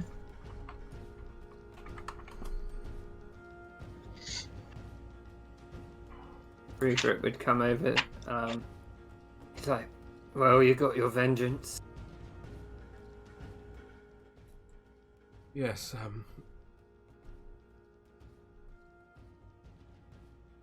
doesn't feel as good as one would expect. Well, all these weapons should help the army, and maybe that's what Corporal Laboulet would have wanted, to help CORMYR and his friends. He kind of ignores the first part of what he said, but he looks, as he says the part about the friends, he does kind of look back at Joan and Dewey and Ember and Liana, and to a degree Rodri, although he's very untrusting of her, I think. He would just look back and he's like, yes, Sergeant, I think you're right. And he sort of gets to his feet and he makes his way over to Joan and stands before her. And he just holds his hand out to sort of gesture a handshake and just says, I appreciate your help. Joan would shake his hand and, you must not just thank me, you must thank everybody here. And I But shall. you dealt the killing blow. But I could not have done the killing blow without all of you here. It includes you, Miss Afas. I know I may have mocked you before, but today I truly am grateful. And as he kind of like as he's holding her hand, he tries to like pull her in for a hug. Yeah, she'd go in. She'd be sort of like hesitant and then, oh, yeah. And then he's gonna, as he's hugging her, he's gonna sort of lean in and whisper, and he's just gonna say, besides, you looked better as a bird anyway. And then kind of leans out and sort of gets his shoulders and kind of sort of stretches away from her. Joan is like scowling at him, but she can't help but like, she's got like a wry smile on her face, like, it flashes of the old Pierre. And then he's gonna approach Dewey, and he's gonna say, thank you, Mr. Dew on the Grass. I am Dewey. It's all right, Pierre. I'm willing to help anyone who's my friend, and, well, after these few weeks, I can definitely call you my friend. Yes, can I? And he, again, goes to take his hand and then pulls him in for a hug. Dewey, he's like, Pierre, can I ask something of you? Of course. What is it? Well, maybe I should tell you later. This isn't time. It's just a little favor. He nods and he says, well, perhaps when we get back to the fort. Yes. Well, me and my sister are here for you. I appreciate it, sincerely. And Toby liked you. He liked both of you. I mean, who could not like Ember? Well, me, you speak yourself short, Mr. Dew. You are perhaps if I was, perhaps in another lifetime. And he kind of winks at him. You know, Pierre, I've never told anyone this except Ember, but if I could do anything, I'd be an ice cream man. Well, it is a popular new craze across the Sword Coast. Perhaps you should travel there? When me and Ember when I've helped her, maybe. Well, I will, yes, I must speak with her, Miss Wins, now, so I bid you adieu for the moment. And he'll make his way round to Ember. And he just says, Miss Wins. Yeah, you see her just jumping off of this weapons rack, sort of singed from fighting, and she's dropping the fire from herself currently. Tail swishing a little bit in adrenaline. Well, looks like we did it. That we did, and I could not have done it without your help. Toby would, kind of looks saddened for a moment and just says, Toby would, be proud of us. And, your talents, Miss Wins, they once again show themselves to be, quite incredible. Oh, thank you. Well, that would be the fire. Fire is obviously better than water. And she glances over to Do before turning back. But yeah, I think Pierre leans you're right there. Pierre leans in and says, I can't help but agree. Oh, I was, yeah, exactly. I want to thank you, Miss Wins, for helping me avenge, Toby. And I had a suggestion as well for you.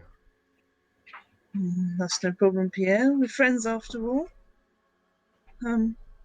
What's your suggestion? Well, I know I joked and jibed about us performing a show together, and not that I did not have intentions to do it, but I think perhaps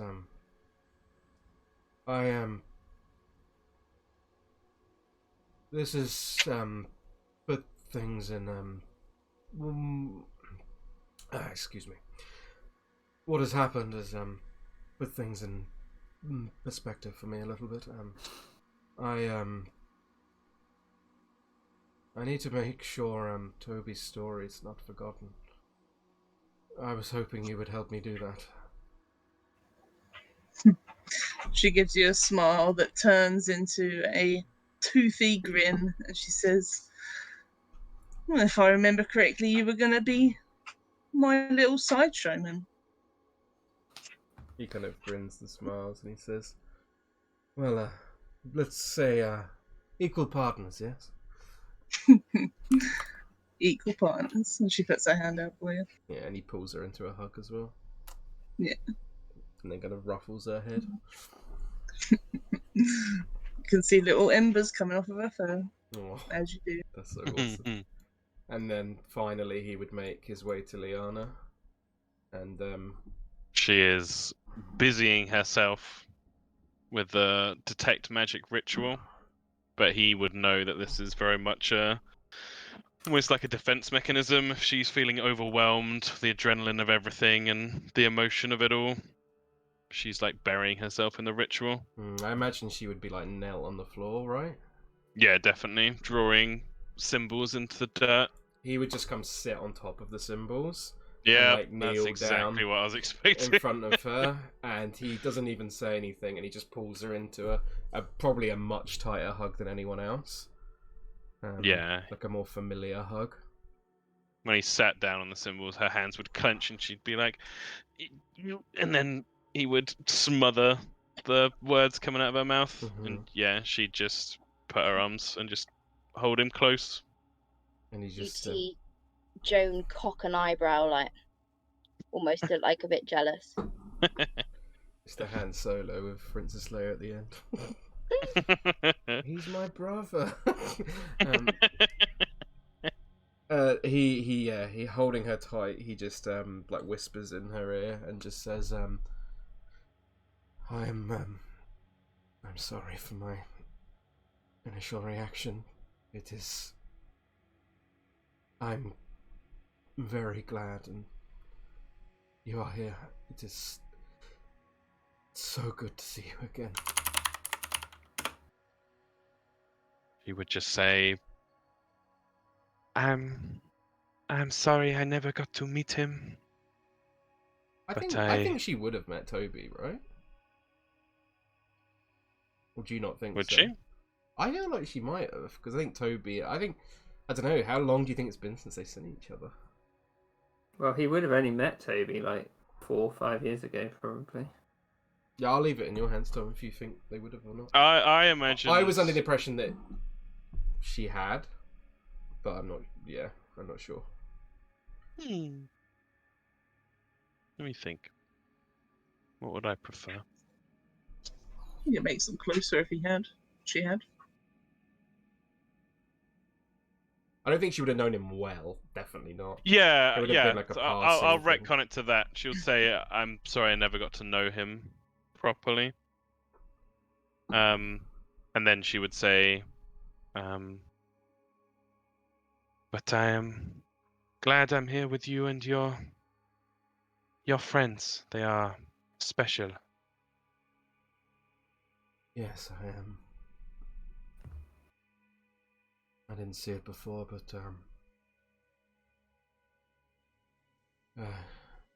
avenging the Grand Toby Legrand is something I needed, and something I could not have done without them. So. And You are never very good at looking past the end of your nose. He smiles and kind of. He says, "Well, it's such a fabulous nose. Why would you want to look beyond such a fabulous nose?" Get off my runes, you idiot! She'd push him back. It's like, sorry about your little bird. Ah, Chatterpie. Well, Patachai, Chatterpie, what a, we'll see when we get back to Champion. Just for Ember's sake, I think her familiar might have got bored just sitting up there and wandered back in. Where is he? Oh, he's probably got lost though, you know. Imagine he's just like sitting on the statue outside.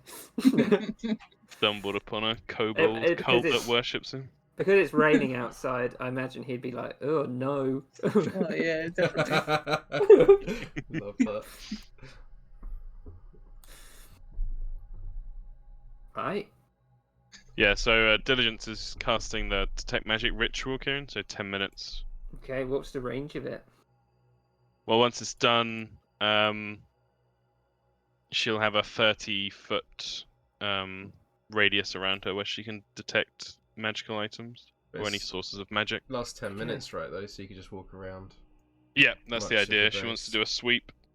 Okay. Is she doing that now? Is she walking around now? Yeah. Okay. I think So- she'd ask. Mm, She's aware people have been badly hurt. yeah, She'd Roger's probably still on the ask. floor. Jeez. She'd ask Ember and Dewey to accompany her, I think. Yeah, Just with Dallas say- as well, I think. Yeah. So, well, yeah. Anyone who wants to, she'd say, going to search for any sources of magic. Would appreciate the company. Of You course. point them out, I'll go grab them. Okay. Magic Where is is my he? middle name, after all. Where is she going first? I thought it was Frederick. No one says that. Do not speak that name. Dewey's like, Freddy. Oh no. Well, that's Pierre's new nickname from Dewey. So yeah, she Where would is he sweep. going? Which way? I think she would start walking further in. Oh no, she'd sweep Slugger's little His room. cabin. Yeah. Right. So First. if you're walking into this room, you get Yep. 3 pings from here, here, and here.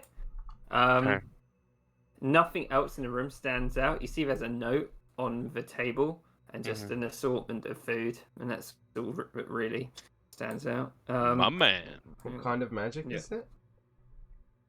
Let me have a look. Is it gonna blow my face off magic? Yeah, that's what I'm worried about. Oh god, I don't know what these are. Abjuration is like protection magic. No. What's it like? Not enchantment. Oh, let me have a look at schools of magic.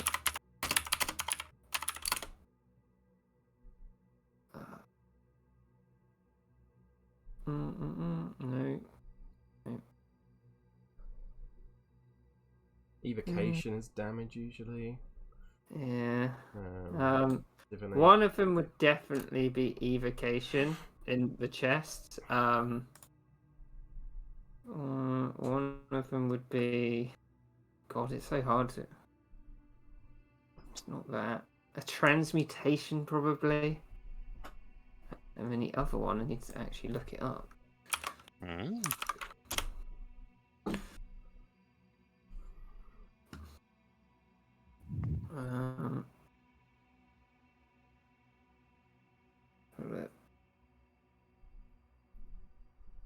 Oh, it would also be evocation. Yeah. And conjuration, it would be evocation and conjuration. Okay. Could she do an investigation or an arcana to like check to see if it seems like a trap or whether that's a ping coming from inside the chest? Do an investigation, see if you can determine where it's coming from with the chest. Pierre's helping. Mm-hmm. Ooh, nice. You're pretty sure that they're coming from in the chest, not on the chest. Okay. I'm somewhat sure it's not a trap, but 3 items that might be worth our time. If anyone has any skills to open them, and she would hold her hand up, and with her other hand, she'd kind of like clap them together, but with one on top of the other, and then as she pulls her top hand up, a set of thieves' tools appears in her hand. No, but I've got my own tools, and she puts up her fire hand instead. Jones just at the back looking very disapproving. Don't look at me. It was always Bobby's field of expertise. It would be useful right now. Well, I don't know. Either be picking locks for us or eating the. And he looks to all the food on the table. True. The food actually looks pretty good. It looks like the cream of the crop. Of course it does. It's Slugger. Cream of the crop. Dewey would be like, well, he seemed like he wouldn't wait around. Maybe he didn't even bother to. True. I'm overthinking. And she'd step forward and try and. I think she'd still like try and use her foot, kind of tentatively try and kick the lid of this one open. So you kick that one open. You see as you kick it, the lid goes up and then it slams back down, like as the force. Mm-hmm. Yeah. Yeah, with no magical explosion or anything, she'll kneel down and hold it open properly. Yeah. So what you see inside is a flail, and it appears to be a magical. Nice. Could she do an Arcana check? She proficient. She is, yeah. Yep. Oops, shit, I rolled with advantage, sorry. Hold on. Normal roll. 14.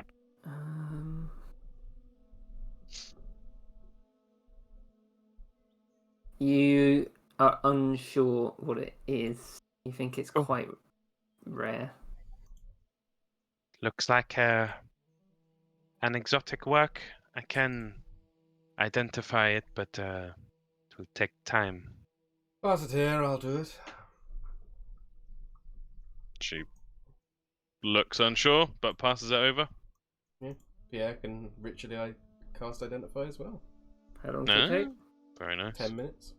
Okay. Or 11 So minutes. I guess are they waiting around to do that one, or are they? No, diligence would open up the other chests. Okay. Which one's she going for first? I think the bottom one is further away from other people in case it does explode. So this one, it's a very fine and ornate rapier. As you look at it, you know that you wouldn't be able to identify this thing yourself. Right. Would you be able to with the Identify spell? She would. Yes, she would. She would turn around with this one with a very teasing look on her face and be like, "It's a nice flail you have there," and like flourish the rapier really clumsily. Well, I could identify that one if you want. No, it's not. Yeah, she'd put it down next to him and then open the top chest. It's a great sword. Again, it seems to be magical. You could attempt to identify it. I don't think she'd even pick it up. She'd be like, "I'm not sure I can carry that one." Dewey's like, "Don't look at me." Or me. Mamzella Farce, Sorry, what? you look strong, if you don't mind me saying so.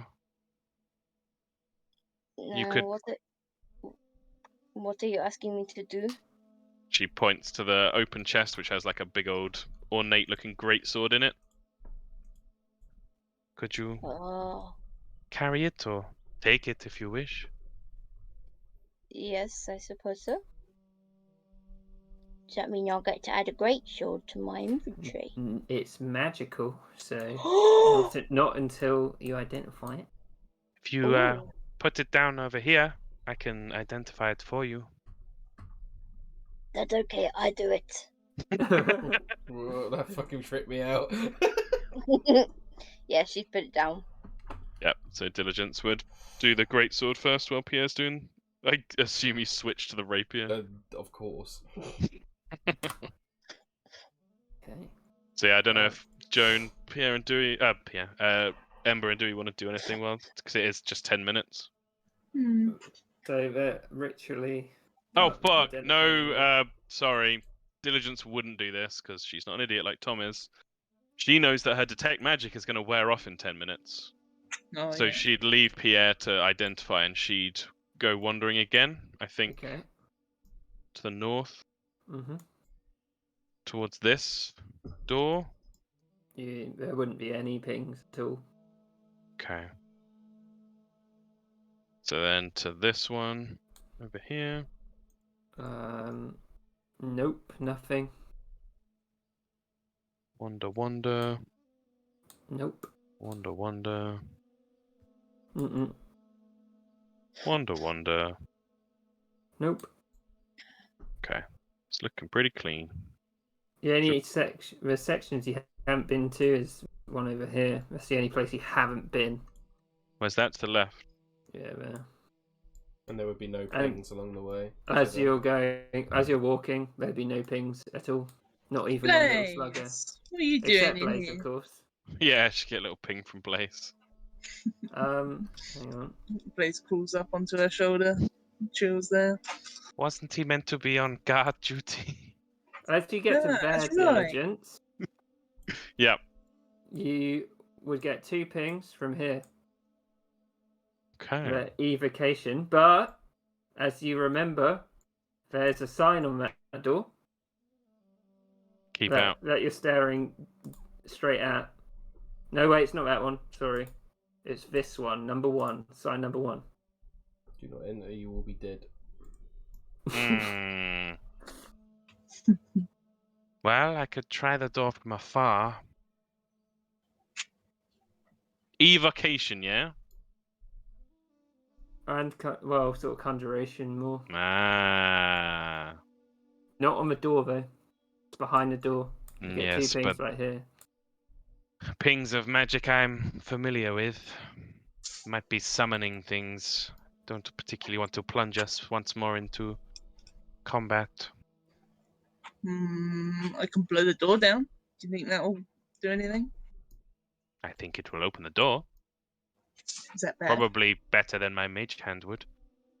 Well, if there are beings, elementals, or things that are summoned on the other side, it might alert them to us, let them out. Then we would have to fight.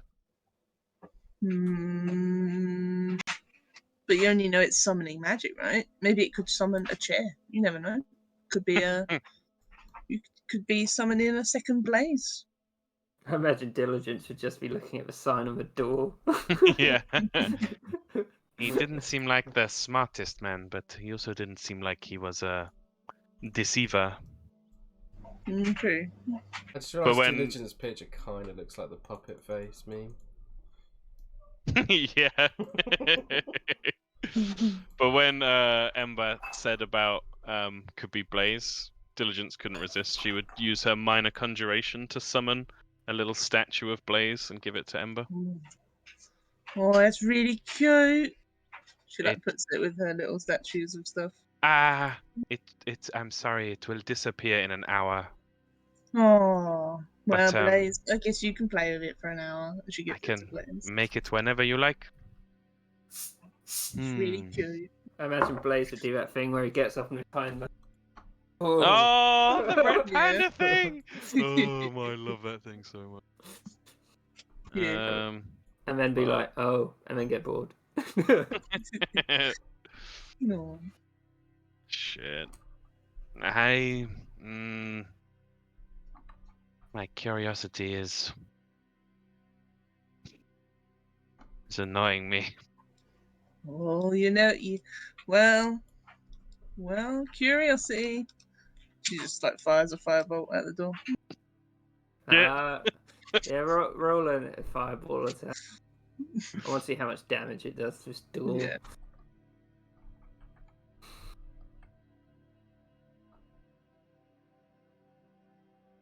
Yeah, and the door's Yeah. wooden and vulnerable to fire, so it just burns down.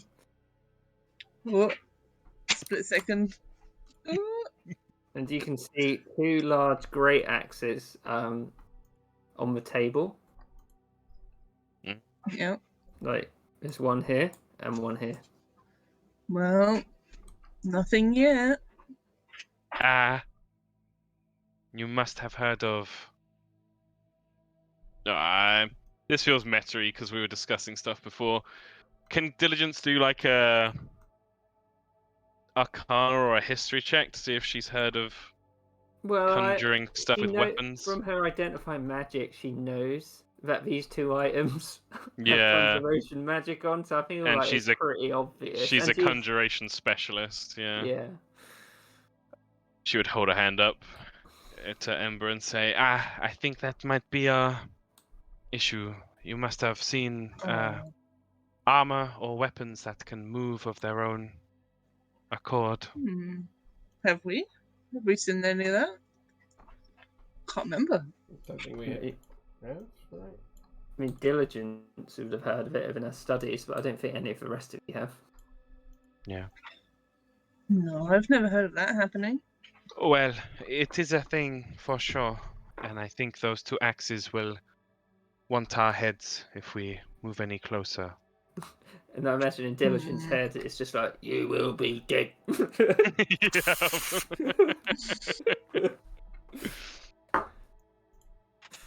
Let's go, Ember.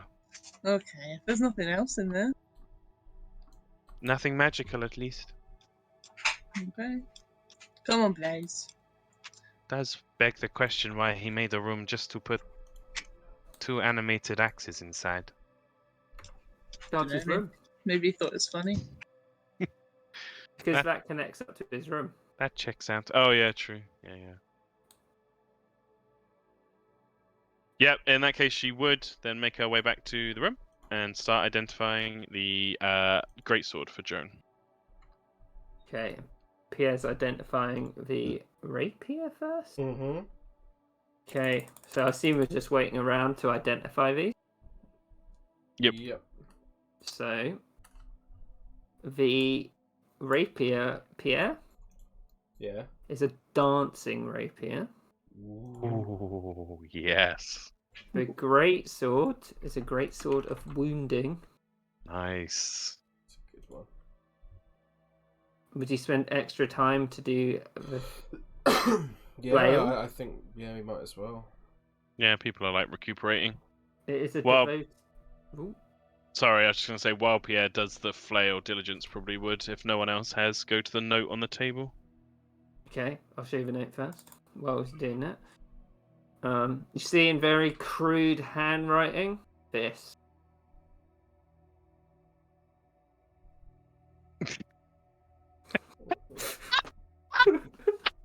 T-Rex.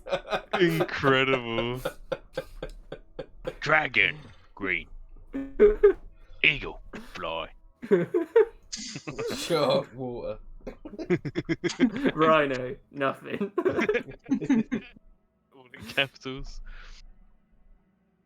Yeah, there'd be a look on her face as she's holding it up and reading it. And during this time, Dewey would be looking at this map, and he'd be like, there doesn't seem to be any pattern here. He seems to be raiding everything, the whole land. And after the 10 minutes, or however how long it is, you would identify the flail as a devotee sensor. Oh, yes. What? A what? Devotee sensor. Not know what that is. That's cool. The rounded head of this flail is perforated with tiny holes, arranged in symbols and patterns. The flail counts as a holy symbol for you, because it needs to be by a cleric or a paladin. When you hit with an attack using this magic flail, the target takes an extra 1d8 radiant damage. As a bonus action, you can speak the command word to cause the flail to emanate a thin cloud of incense out to 10 feet for 1 minute. At the start of each of your turns, you and any other creatures in the incense regain 1d4 hit points. Holy This property shit. can't be used again until the next dawn. Very nice. That's so fucking cool for Joan. Imagine Slugger just getting it and being like, for fuck's sake. Nerd flail. In the box. In your books. Puts it in. Yeah.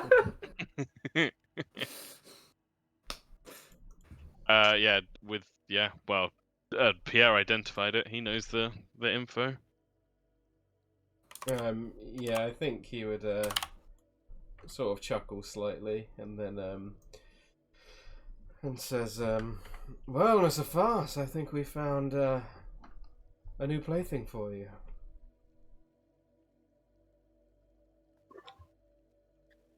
Yes. Would you know what it was? He would explain. Mm-hmm. Yes. For a cleric, that is certainly very appropriate. And Jane, you can choose a command word for it. Well, it certainly is hell not going to be pigeon toes again.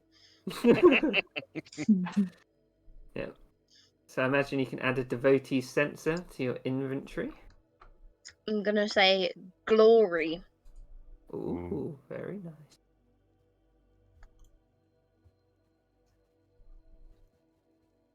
What are you doing with the other 2 items? Yeah, Pierre, what are you doing with the dancing rapier? Well, he's obviously going to keep the dancing rapier.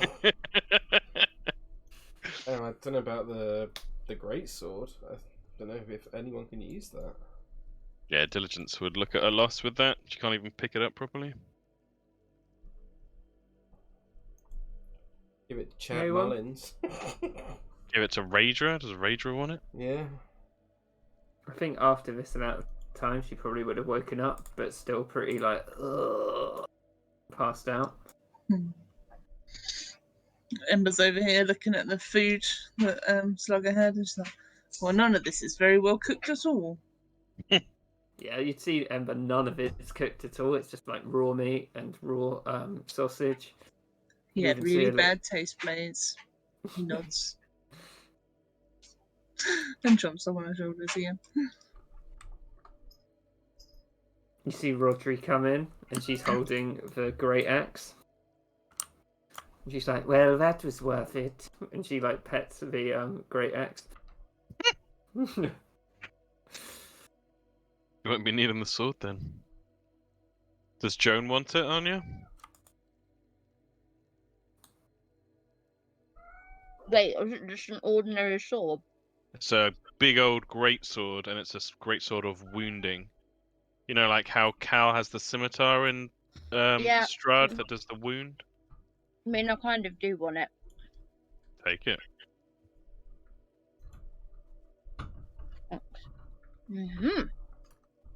Added to my equipment. I think after you've all had like a bit of a rest, Rupert would come in, and he'd be like, "Well, it's getting dark. Well, we have only a few hours to get back before dark.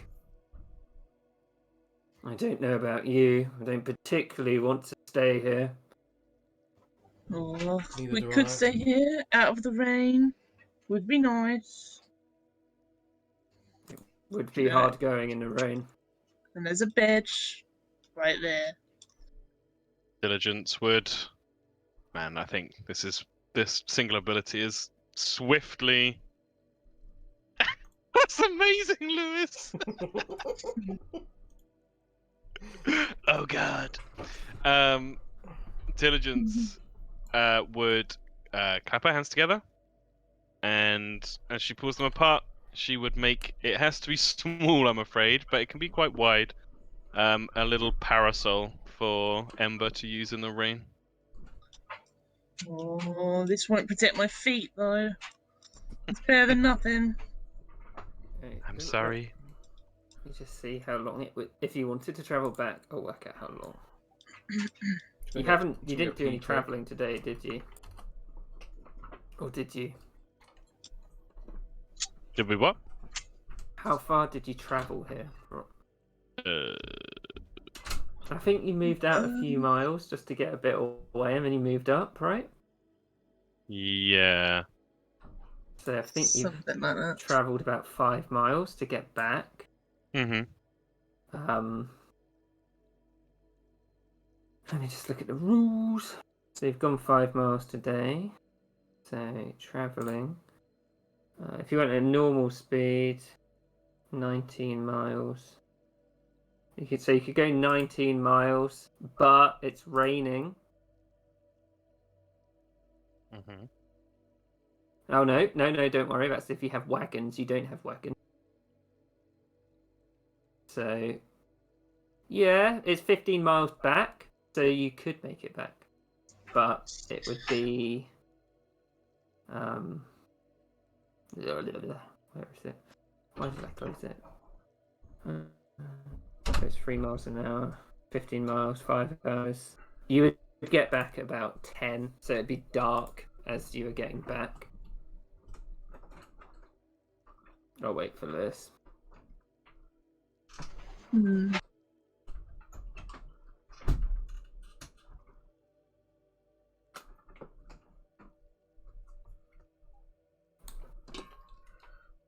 I'll just get.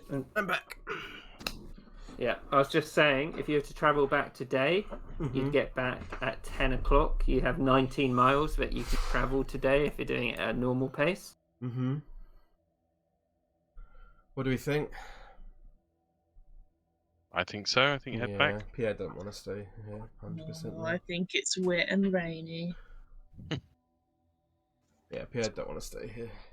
He would suggest taking a rest beforehand, but don't really have any hit die or anything, so I don't think it matters that much. If you rested, you'd get back like to almost at midnight, I think. Yeah, maybe just leave straight away then. Ruvert would say, we're going to have to coordinate an effort with the rest of Fort Champion to get these weapons back, but we can think of that when we're, well, back. Yes, let us head to our grand home. He looks at Pierre and he's like, maybe a job for your apprentice, Mr. Rallyhorn. Yes, he has a back as wide as the world. And always things to put upon it. And a head thick enough for any Cormyrian man. Exactly, Sergeant. I see we're now on the same page once more. Yeah. She like holds the little parasol in preparation to go outside. Right, I'm ready. And she kind of squints her eyes. Pierre kind of pats her on the back. He's like, "You've got this, Miss Wins." Oh, it's just so yucky. I have faith in you. And remember, we have a monitor watching over us as well. And he kind of winks at Joan. That's true. She like gestures to Blaze, points to her head. Up you get. You got to avoid the rain as well. And he like climbs up her back and curls up on her head, his tail sort of hanging down off of her shoulder. I think Ember and Blaze's relationship might be like my favourite relationship of any two characters in D&D. Right. So as you're travelling back, can someone do a perception check for me? I can do it if you want me to, but I'm not great. +1. +2 Ember's here. not doing it. +2, but no.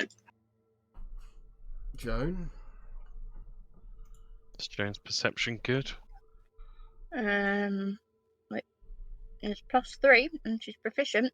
Yeah, you're the Do best it. one. 20. Nice. Joan. Nice. The way back is arduous. This land isn't used to this amount of rain, and as you're stepping, your feet occasionally get stuck in the ground. It's weary on the way back. You can tell the fauna in this land isn't really used to it either, and most of it, if you ever do see any animals, are like cowering beneath the small shrubs and large rocks, not liking it. It seems to have driven most of the smaller predators into the scrub. If Ember sees any of these animals carrying in the rain, she's like, yeah, I feel the same.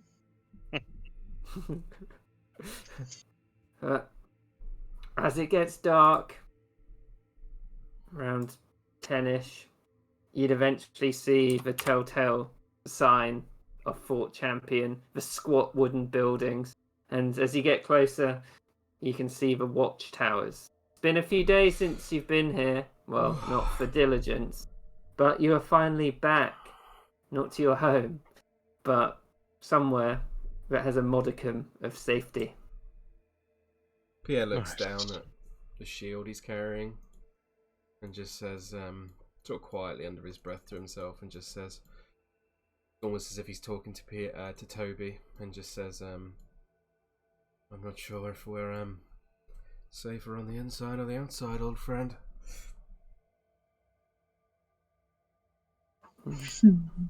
And as you get close, so somewhere around here, if you can put your tokens on if you want to see the map. You would see the Vicomte up in the tower on his own, keeping watch.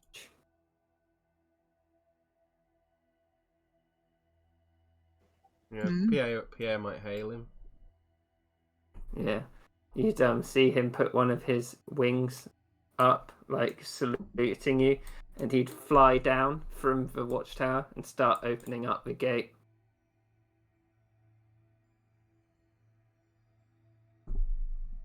Yeah, he'd head on through. Is his flight graceful? It can be. Please say it's not. Okay. Um, Because when I see chickens fly, it's always very Yeah. flappy, He's- flappy, jumpy, jumpy. he's Imagine like a Yeah, cuckoo go. from Zelda.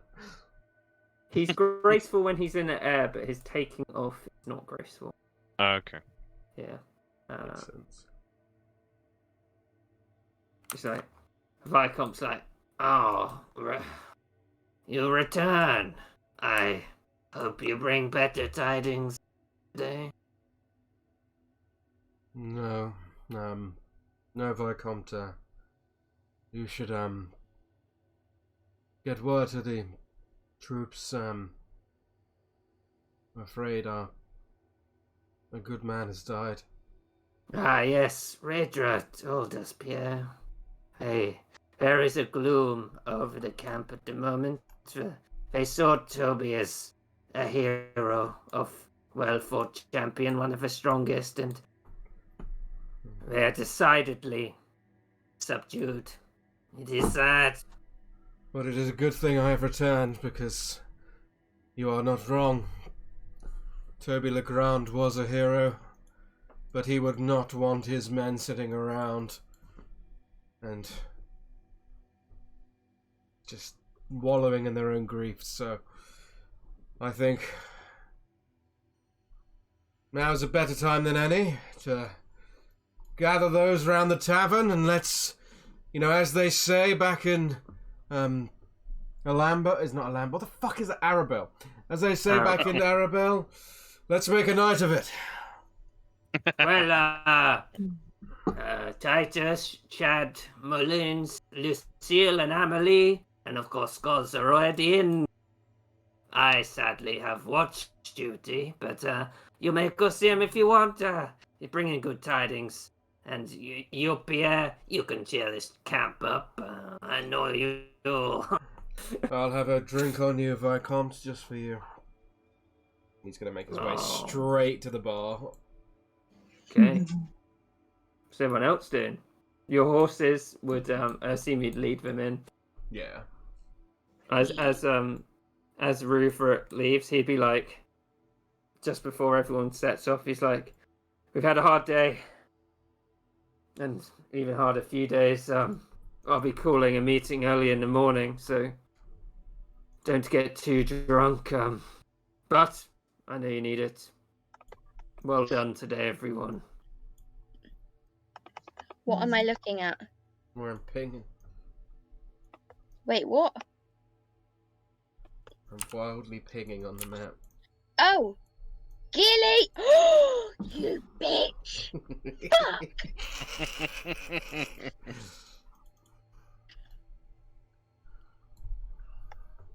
On the way in, Diligence, I think, wouldn't have been able to resist on the way back, and perhaps it was this last leg of the journey. She would have asked Joan. She would have clip-clopped on the horses along next to her and said, I hope you don't mind, Mamselle Afas, but I have to ask, how did you become a bird? A hawk? A falcon? It was a sun falcon. It is something that a monitor's blessing has granted me with. Ah, I see. From your monitor, you are a devotee of his? Yes, I have sworn to devote my life to the glory of a monitor and the promotion of him as, I don't know, top guy. Well, certainly he works through you. Without you, we would have been lost to that animal back there. Well, I'm sure we would have made our way through it in another way. I'm not so sure. And really, you must thank Thomas Clements for reminding me that I can turn into a sun falcon. Thomas Clements, the first prophet of a monitor. Tom Clements, the prophet head of CORMYR. Thomas Clement. Yeah, exactly. The big Clemente. His big bell donged all day. No, wait, what? Oranges and lemons. The bells of St. Clement. Yeah. Yeah, okay. And she would also say, and thank you for looking after Pierre. I know he is a fool sometimes, but he has a good heart. Yes, I think he was maybe more important to the morale of our group than I maybe realized until Toby's death, and then I understand his need for vengeance, but I must keep it, as I keep all of us safe. Of course. I always think of him as the thing that people think they are above, I suppose. People think they do not want to work with this silly man, but really they do, and before long they cannot resist. Yes, he is certainly shown me a different side to myself. Yes, he has that effect on people. I don't know if he's told you he was something of a young gang leader back in Arabelle. What? No. Oui. He well, it would be fair to call them a group of misfits, and she looked slightly embarrassed. And much to my shame, I was one of them. Oh, I was wondering how you two knew each other. You did seem very familiar. Yes, he is like a little brother to me, though I think he is slightly my senior. Joan can't help but laugh at that. He was he was a leader, a figurehead, a man of a child, a teenager, a young man of sometimes ill repute, sometimes a little folk hero, a dash of Joan looks this. alarmed at that. No, it was mostly talk. Lots of little schemes. We would, steal a barrel of apples here. We would break into an old building and write our names on the walls. It was all foolish little things. But it kept us busy and happy, and we had each other as a group. But as we grew up, well, you know how it is. You drift away to your own things. Yes. I have not lost contact with my own people that I grew up with. Fortunately, with Gilly. I mean, I know that she is hired by my family to be here, but we are of an age, and we I think we understand each other in a way nobody else can understand. I had not put two and two together. Yes, she has a well, I'm sure I don't need to tell you, she is quite vocal in her own devotion. Yes, I have trained her well. That makes a lot of sense now. She thinks the world of you. Oh, you're too kind. That is Well. mostly because my family pays her. Diligence would have a proper belly laugh at that. Well, I shan't keep us from the festivities. Would we have arrived at this point? Yeah, you're in the walls. You'd have been Oh. talking out just inside the gates. Oh, would Joan have spotted Gilly and Uriel? I imagine yeah. as she ends her conversation with Diligence talking about Gilly, she's like, "Where is Gilly?" And then She you look just over seen her around the campfire, and Uriel sitting on the box, and like Gilly's on her knees, like sitting next to them. Excusez-moi. Joan would go over and be like, "Oh, Gilly, Uriel, it is so nice to see you both together."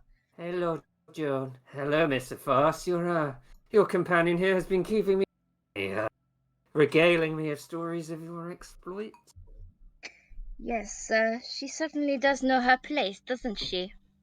Oh, she certainly does. I told her to sit on the box, but she rather be in my company. And she's like, it's just closer to the fire, John. You wouldn't blame me. Look how far away that box is. Yes, and look how far away Uriel is from that other box, Gilly. Well, radiance is warming. Well, Uriel, you will be coming into the tavern with me, no? Of course, Mr. Foss. I can't avoid the. I heard he had an arduous journey. So you returning? You must have done it, well, single-handedly, I assume. A monitor shining down upon you. Well, not quite single-handedly, but a monitor certainly saved the day in one way. Oh, Joan, you were too. What's the word when you put yourself down? Humble? You're too humble. I imagine you were there, striking them down. Oh, I bet it was a sight to. It certainly was, and I'm sure I could give you plenty more sights to see. Well, if you want to see me striking things down, I've heard about a tournament coming up at Castle Guark. A jousting tournament. My forte. Diligence has gone bright red, as Joan said. It's more sights to see. Puppet meme face. I'll make that token next time. Yes, make it a rollable token. I will. Well, yes, I would be delighted. Why do I imagine that he's like flexing his guns and she's like, "Oh, Because I imagine You're he's right. always flexing his guns. Yeah. He's sort of sitting there like, it's in a few weeks' time, and he holds up. I think you gave him a token last time. I'll wear it with honor in your name. See that, Gilly? He wears it in the honor of my name." Well, I am joined to your family, Jones, so it is for all your family, even the ones you keep in your employ. Yes, but some of us don't need to fool ourselves about the truth, do we? True. As you're doing that, you can What see anything goes on further? Barad and Vincent are just like, oh. Yep, and You Joan can would tell- hear a voice in her head as Diligence casts the message spell from about 50 feet away, and the voice in the head would just be like, "Well, nice talking to you, see you later," and you would see Diligence waving from afar as she's heading off. It's like when Hermione runs off from Ron or whatever, like, when she's really embarrassed and holding the books, like, fucking move. Get Ariel, me out. Ariel would stand up and he'd put his arm in that sort of triangle, and he's like, Mr. Foss, She would take his arm. Monsieur. to the tavern. That's where Well, all the absolutely. delights are. Oh, trust me, there are plenty of delights out here for you. Barad, he's a kind soul. He's very delightful. Barad's just like, Joan just like, yeah. and he'd walk you over to the tavern over here. You really tickled me with that. Fuck's sake. Oh yes, Barad, one of the many delights of the world. As they would come in, you would see Pierre as like ordered many rounds of drinks for the this particular table here, and he's trying to like they're in the middle of trying to like follow his words singing, and he's like, come on now, you're gonna get it right this time. Our hero, a man with a warrior's heart. Go on, You Mullins. just hear Mullins just like, yeah, there was a man and he had an arm. By the end of this night, Mullins, you will get this song correct. I will make a bard out of you yet. Yeah, man, you bang on with that one, yeah. Drink up, quicker, come on. Like, I can't have you lagging behind me. You'd at one point you see Rodri sort of swag in with her. She's got a great axe on, and she's like, well, everyone. It seems we came back for conquering heroes." And she like taps her belt, and it's Slugger's belt, which no one looked at. The belt of Hill Giant strength. Ooh. And Very Mulin's nice. like, "Damn!" And he looks at Pierre, and he's like, "Damn, man! Before you would have got that belt, you're pretty strong. But I like a strong woman." Drinking, Mulins, you know what you're doing. Come on, finish your ale. Lucille says, is looking at you, Pierre, and she's like, "What did you think of Diligence? Was she amazing as always, Pierre?" Liana is without compare, of course, but also you. Come on, I'm not sitting here just drinking alone. You can see as you look down at Amelie, Pierre. She seems a bit like as Toby was training her. She looks very like down. Yeah, and he kind of gives her a look at some point, I think, throughout this to kind of give her like, I know, but drink. Yeah, and she'd look over at Titus, and it's like Titus is like, "Come on, sister, we can't let these soldiers outdo us." And she's like, "Yes, I suppose." And she like holds up her mug, and she's like, We "To drink, Toby Le Boulay."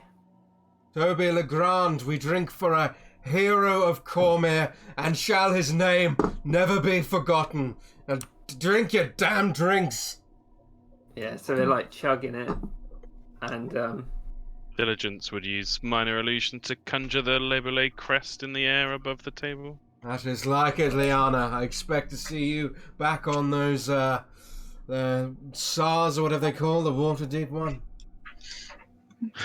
Ember would do her best to copy Diligence, but with fire. Oh, that's awesome. so yeah, it's a fun gathering, but one marred with melancholy. At one point, Diligence, Lucille would so imagine this space is a lot smaller than it was, and she'd like start putting her butt down and just like shifting you over. Douching. Yeah. And she's like, "How was it, Diligence? Did you do well?" We did, well, yes, we did well. We took down a dangerous foe. Have you been completing your assignments here, like I told you? Of course, Diligence. I never have any issues with it. Obviously, Master Appendorf, he expects a lot of both of us. And I imagine you shall be wanting to go to the tower soon. Oh, I can't wait to go. You know how it is, fulfilling your destiny. It's quite romantic, really.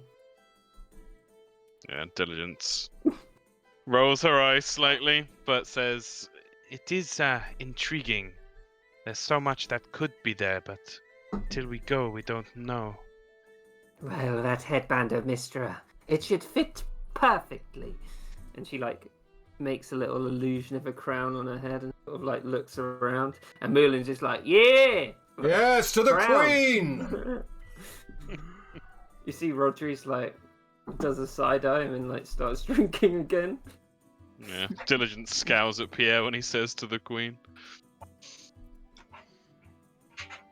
See Blaze sitting in his own little seat there, looking up at the table. Oh, I thought you were going to say sitting in a mug. I had the greatest mental image. Yeah, me too. Actually, there's Rex on it. He's sitting in a mug. Really big mug. Like a bath with his little arms over the Yeah, side. they're filling it up Yeah. around him like a soup or something. Rodri would lean over to you, Ember, and she'd be like, "He is very cute. His name's Blaze, yeah?" Yeah, you think he's cute? He's very fiery. And she sort of reaches out into her back. Well, she like you can see the dragons looking out of her backpack, and she's like, "What do you think of little Azun here? Isn't he adorable?" He's pretty cute, actually. Can he Cat? Can he do fire? No fingers.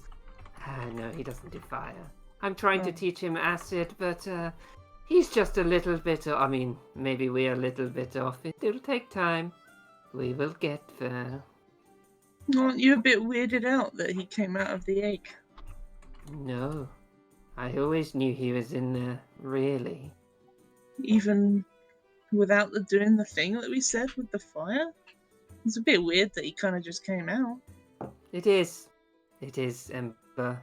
But, well, you know, how did Blaze get created, huh? Maybe No, these that's things true. are just destined. I have a dragon. You have a. She looks at it. What is he? Oh, well, he's a fiery red panda. Yes, and a very cute one at that. I didn't see that in the travels of my sword coast. Is he? Well, do you have them? Oh, In your... yeah, they kind of run around in our clan. Well, run around is maybe a strong word. Sleep everywhere, pretty much. Yeah, little Yeah. Azune slept far too long in his little egg. I'm surprised it took him so long to come out. I'm surprised he came out at all without fire. Hmm. There are things in this world more powerful than fire, Ember. Oh, well, you tell me what they are, and I'll prove you wrong. I will show you one day. You will see. But Hmm. yes, fire is very useful. I'll give you that. It's not just useful; it's awesome. It is pretty. Yeah, look, watch. She does like little fire sparks in the air, and makes the little candles flicker with purple. Ah, the colours of the royals. It is beautiful. The royals are purple. Yes, it is a regal colour, Ember. Purple and gold, usually. I didn't know that. So, As they're talking, Pierre is going to. You see him like trying to pull Mulins up onto the table, just stand up there with him. hell yeah, Mulins would get on the table, and his Yeah. table, like, gets up on it. And he kind of says, he's like, "Ladies and gentlemen." And he's kind of, you can see he's kind of like stumbling a bit as he's been just downing drink after drink, looking probably a little bit drunk / tipsy at this point. And he's like, Diligence is using Mage Hand to move stuff out of his way. "Ladies and gentlemen, let me just say, my friend here, Mr. Chad Mulins, and myself would like to sing a song dedicated to the beautiful women, and men, of course, who frequent this tavern, but in particular on this night. I look towards you, Miss Amelie Chevrolet, and I sing the song of the Pissing Guard." Chad Mullins is like, He's like, follow yeah, man. along, one. Mulins, follow along. He's like, "Well, she walked by the garden, gave him a kiss, but he had to stand still, just needing a piss. And she rubbed her hand up where she dare. Well, he almost relieved himself, just right there. As she backed up naughtily towards his peg, a little bit of pee trickled down his leg. 'Twas a bad time to give him a squeezer, 'cause he gushed on out like a water geyser." I imagine Chad Mullins is just beatboxing in the background. Yeah, He's it's like, boom, perfect. chicka, boom, chicka, boom. Oh, the Pissing Guard, it's a common curse. Don't time it well, and you need to burst. Squeeze it in, hold on tight. It's gonna be a bloody long night. And he kind of raises the glass to the air, and he's like, Jones Diligent. just looking at the table, like she's genuinely doing her version of the puppet meme. I imagine Uriel is just whispering into Jane's ear. He's like, "Oh yes, you'll be on your great," like whatever. Sweet nothings. Sweet Ember nothings, just- exactly. Ember raises the glass that Blaze is sitting in. Diligence has got her face in her hands.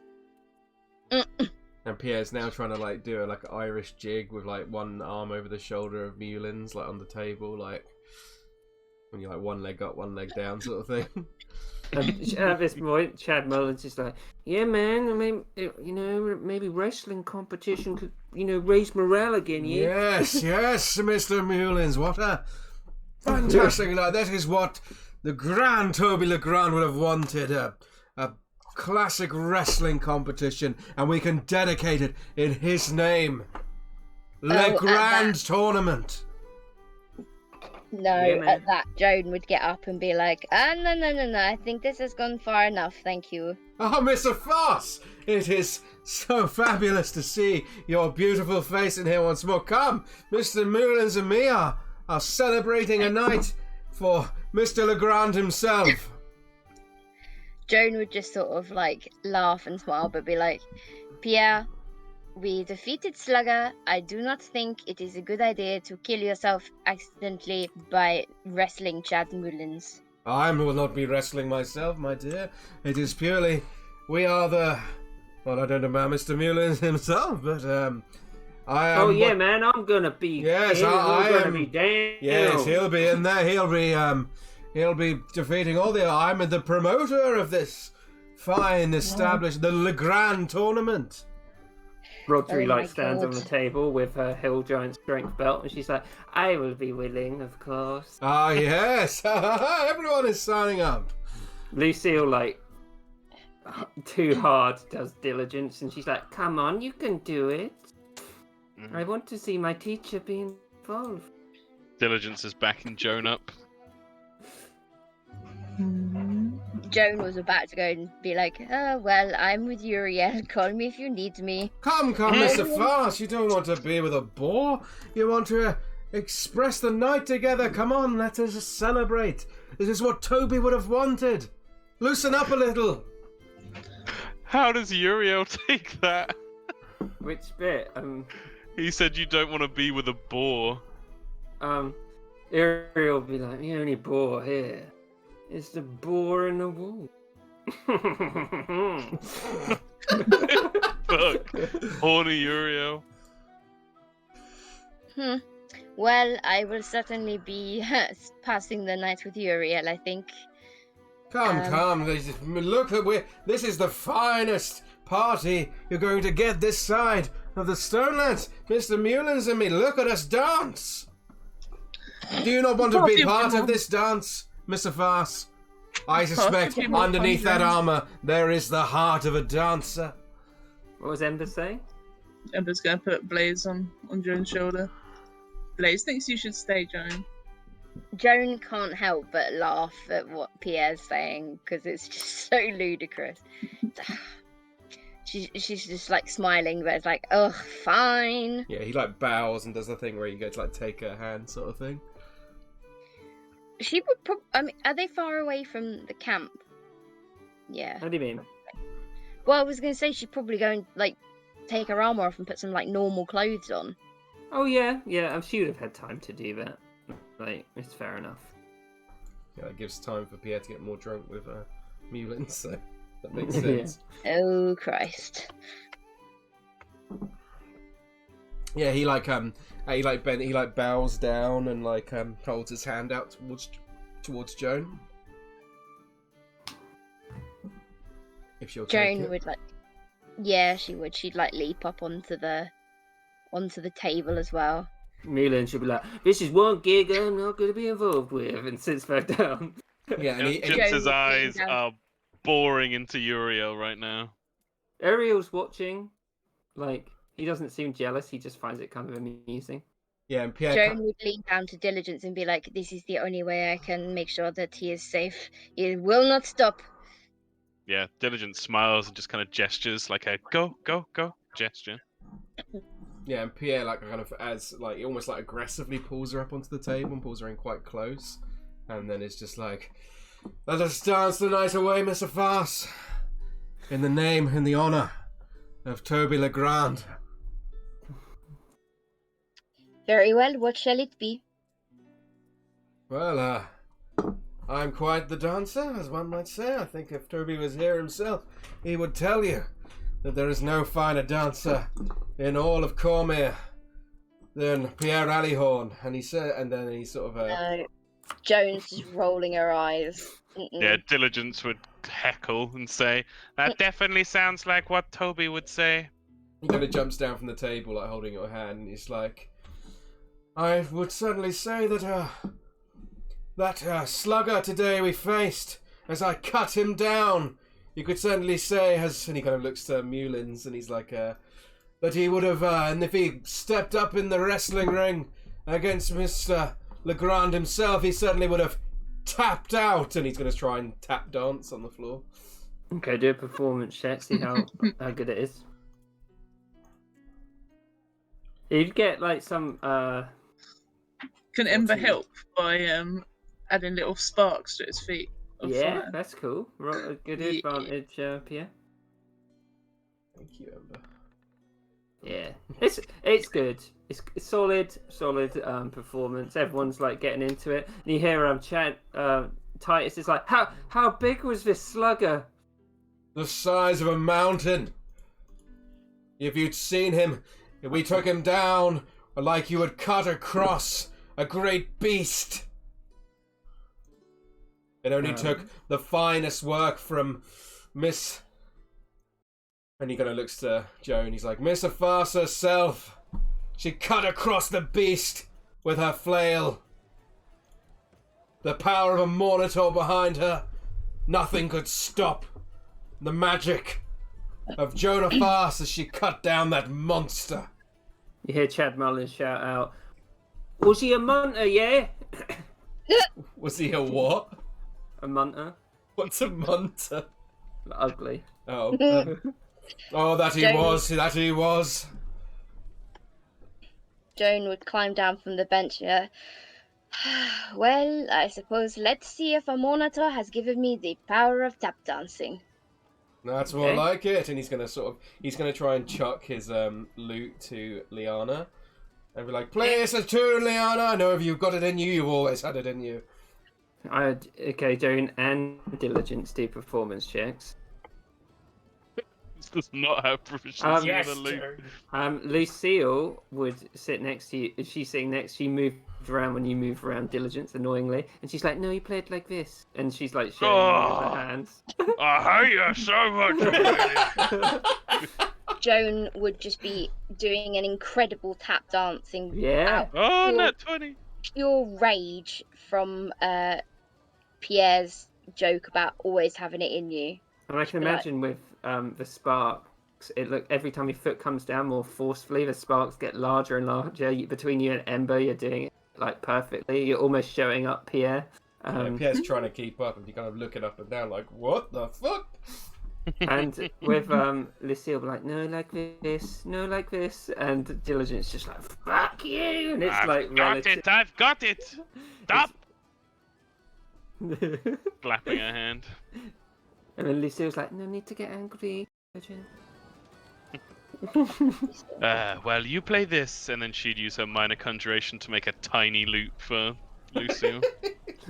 Lucille's actually going to try and play it. Just to try and show you up. I'll give her disadvantage. Where is she? Commanded. How good is she at this? Not very. Okay.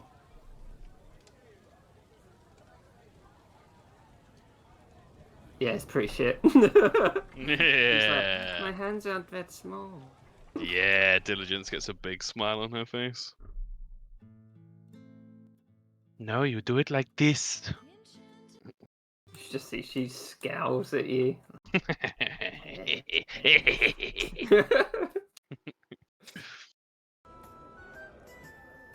Okay. Yeah, so So, pretty jovial evening, I imagine. yeah, I think Pierre's would definitely dance with Joan for a short while, and but after a while he was like, Miss Farce, I admit defeat. You are too much for me. And he kind of like puts his hand on his heart and puts his arm out wide and kind of like just literally just falls backwards and just slams into the floor. Joan would like go up very, very close to him and just like kiss him on the cheek, go, and don't you ever forget it. he genuinely smiles at that, and he's like, oh, and I can imagine her like walking away, and he's like, oh wait, and then kind of. Imagine Ariel like was fine up to thing like, but then gets to. And like glares at Pierre. Sorry, I missed that. What did you say? I imagine like Pierre was like, no, not Pierre. Ariel would be like, oh yes, this. But when she kissed on his cheek, he's a bit like, what? He gets jelly when you kiss Pierre on the cheek. Yeah. And I think Joan would definitely see that when she kisses him on the cheek, that he goes pretty much bright red in the cheeks. Diligence would smile at that. And then he kind of like, he kind of shakes himself like, yes. And then he kind of like slides over the table, knocking all of a load of drinks over, and sits next between Titus and Mullins. And it's like, what a woman! What a woman! A toast to Mr. Joan of Farce! And then just starts downing another drink. Yeah, Titus. Joan's all over Uriel again by this point already. She didn't even hear you. Yeah. Uriel's like, well, I win that tournament. I'm not good my prowess. Ember, one thing you'll notice that Dewey isn't here. Yeah, where is he? Just gonna go look out the door. As you look at the door, it looks like Dewey is caught up in conversation with Clodo and he can't escape it. She kind of laughs for a second. Oh, Dewey. Looks up at the range, like, oh, we're going down there to rescue that guy. You can see Dewey just looks drowned, and as you look out, it's like, help! She just like shakes her head and sort of laughs a little bit. Okay. Goes back to sit down, and as she sits down, she looks over at Blaze, and you see Blaze. He's got his two little paws. He's sitting down on the chair, leaning basically with his elbows on the table, if he has elbows. He's got a little mug in his paws. He's gonna try and sip it. Do a dex check just for see how well he does it. But hang on, I've got to find it again. It should be right there, yeah. Oh, he's got good dex. Okay.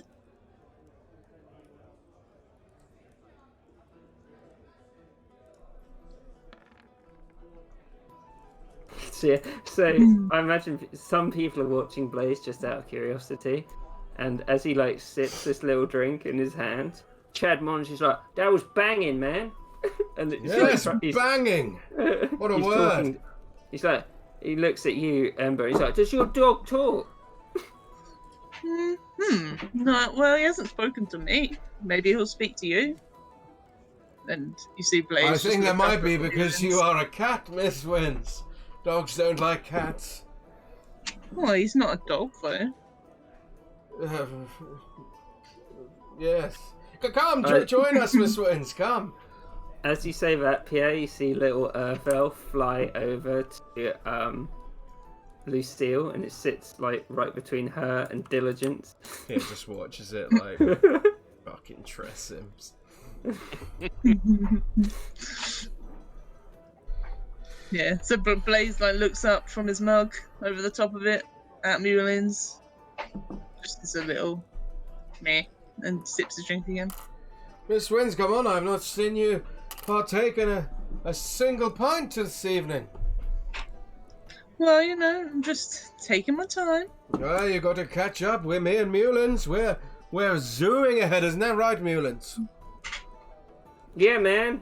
I mean, I think I've heard smart things come out of that dog than I have out of a lot of people. Yes, and you, Titus. You've been keeping up even better than Mullins. Well, yes, I've had lots of practice on the old goat milk liqueurs, and yes. Those were quite disgusting, I have to admit. I'm sorry. What do you think of my brother, the big show of this whole place? Ah, well, he's a bit of a... He kind of whispers, he's a bit of a hard ass, isn't he? Yes, I suppose he just wants to keep us all safe, so we don't end up like our brothers. Yes, well, You just see him and Amelie are like, oh. well, you know, your brothers, much like mine, were heroes of CORMYR, and tonight we drink to all our brothers in arms, just as we are. And he kind of like takes both their arms, like wraps them around his. Yeah, may go along with it now. And they're like, and he's like, pour the drink in my mouth, boys. Titus is like, okay, and you can see Bar is just like, fucking humans.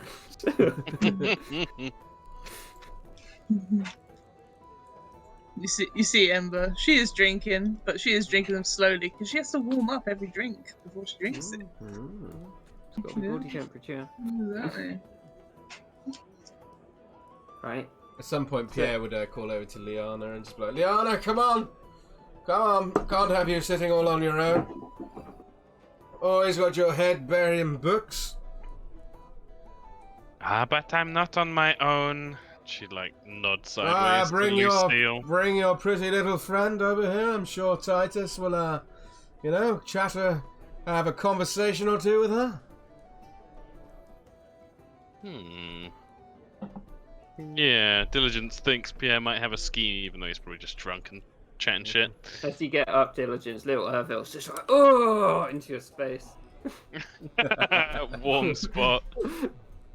Yeah, Diligence can't hold anything against the little guy. Give him a little pet, if he is alright with that. Yeah, Lucille's just like, he likes you so much, Diligence. Yes, well, come on.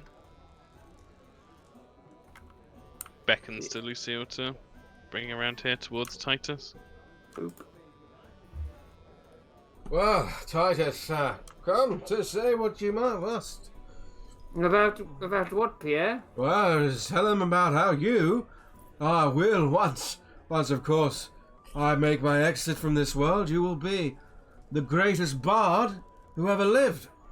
That isn't true, Pierre. He's very humble, Mr. Titus here.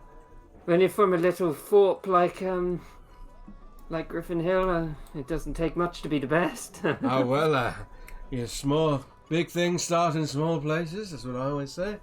Well, I could certainly learn from you, Pierre. You're a grower, not a shower. He looks across at Amelie, and you can tell he's a bit embarrassed. What is your name? I've seen your face before, you were in that meeting, but I'm afraid I was so hungover that I did not even catch your name. I'm Lucille de la Fossa. Of course, Lucille! How could I forget such a beauty? I am technically Diligence's apprentice. Oh, of course, Liana, you did not tell me. Technically. You had an apprentice. I do. Well, technically and otherwise. I would say we have a meeting of the minds here. We have my apprentice, and he looks at Titus and he says, and your apprentice. Perhaps I think perhaps we should set them up on a little. This is what the perfect time of the night. It is midnight. This is what they call date time. And Diligence would use Minor Conjuration, which is swiftly turning into my favorite ability ever, to summon a claps her hands together and pulls them apart, and there's a perfect rose held in her hand now. And she holds it out between the two of them. Perhaps it is the perfect time. Pierre is gonna lay backwards onto Mulin's lap, and he's gonna start pushing Titus with his legs outwards, like he's on a rowing machine or whatever. Okay. Titus is like, would you like to talk alone, Lucille? And Lucille kind of looks around, and she's like, yes. I would. And she looks at Diligence like, Diligence does an over-exaggerated waggling of the rose. Go on. Let's go and talk at the catering station, Titus. I heard there's I heard How romantic. The Vicomte, he has what they like to call in Fort Champion, a special kissing spot above his watchtower. He gives you 12 or so minutes. He likes to have a little fly around. In the meantime, you've got the place to yourselves. I'm sure he does. Yeah. Come on, Yes. Titus. And they sort of walk out. And Thank you. Oh, yes, you do not need to thank me, Liana. I could see you struggling over there, just like that boy, what was his name? Stuart, back in Arabelle. Oh, please. He was a pest. Well, now we are rid of him. Much like we are rid of... Well, I've forgotten her name already, to be honest. Lucille. Lucille, of course. What a lovely character. Oh yeah, you never told me how you guys know each other. Ah, Miss Wynne, you ask the best questions. You are a partner I could not ask for in entertainment. Not a better partner. We are, of course. I am, well, Leanne here. Would you like to do the honors?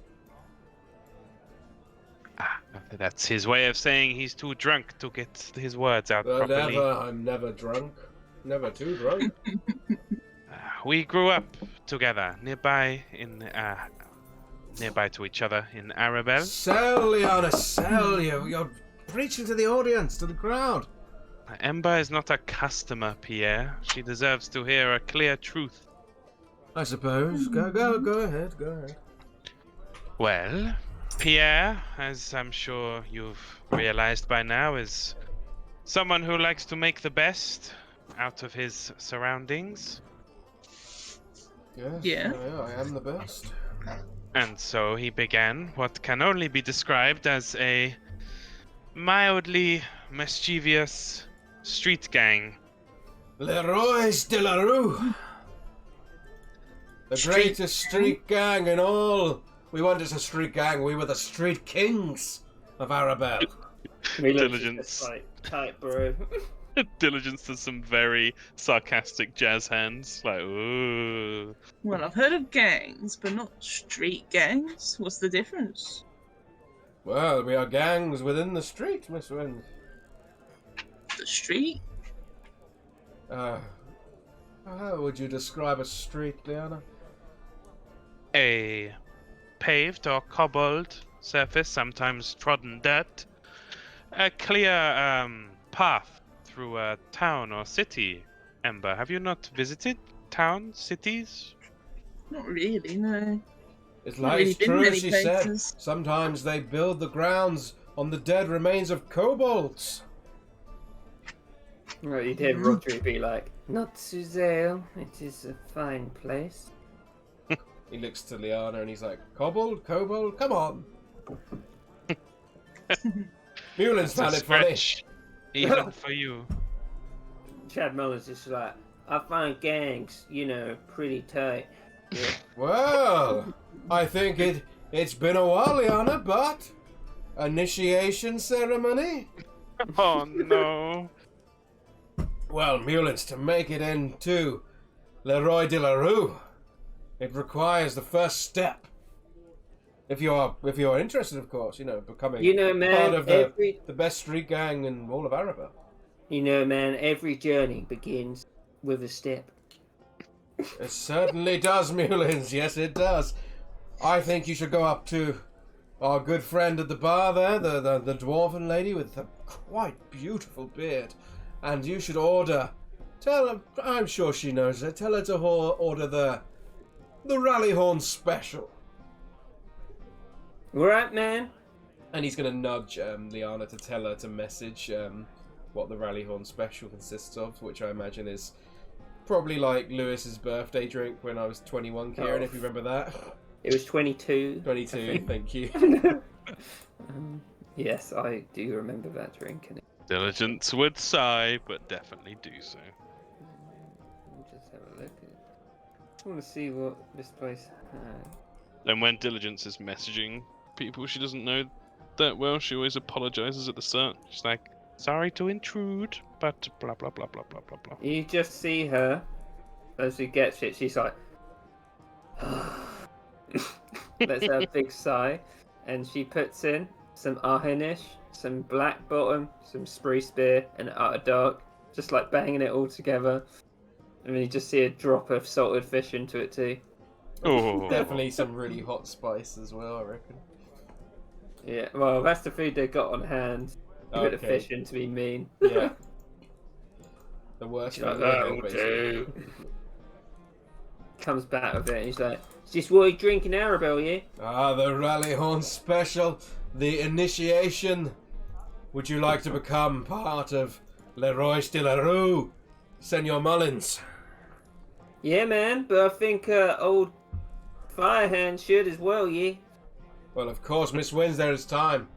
But we are partners in crime. I could not have you serve under me as the grand leader of Leroy de la Rue. Oh, man. No, you said we're partners, so I guess I can't work under you. Exactly, Miss Wins. We are partners in entertainment. And Mr. Mullins here, this is his moment. We do not take on more than one initiation in an evening. Okay, he just gets the drink. Diligence would clap her hands together and summon a tin crown for Mullins once he's drunk the thing. Mullins He's like sees the crown, holding he's it like, up ready. Fucking ace, yeah? And he's gonna try and... I'll do a con check for him, because this is not a nice drink. He's sort of like... but he gets it down, he's like... Yeah, tight. Yes, well, sit down alongside me, Mr. Mullins. Sit down alongside me. And you see he just swallows the fish, just like, in one, like a bird. He kind of looks to Liana like he's fucking drunk out of his mind, Pierre is, and he's just like, a champion. Like, Gillette directly says that to him. Indeed. Why don't you take a little rest? And she like goes to put the crown on Mullins' head. How drunk does Mullins look? He's drunk, but he's not smashed out his head. Would he notice a crown on his head disappearing? Probably not. Yeah, so she'd put it on his head, give him a little, like, warm smile, and then she would dismiss it because she can only conjure one thing at a time. And she'd conjure a little pillow for Pierre, and like just put it on the table in front of him.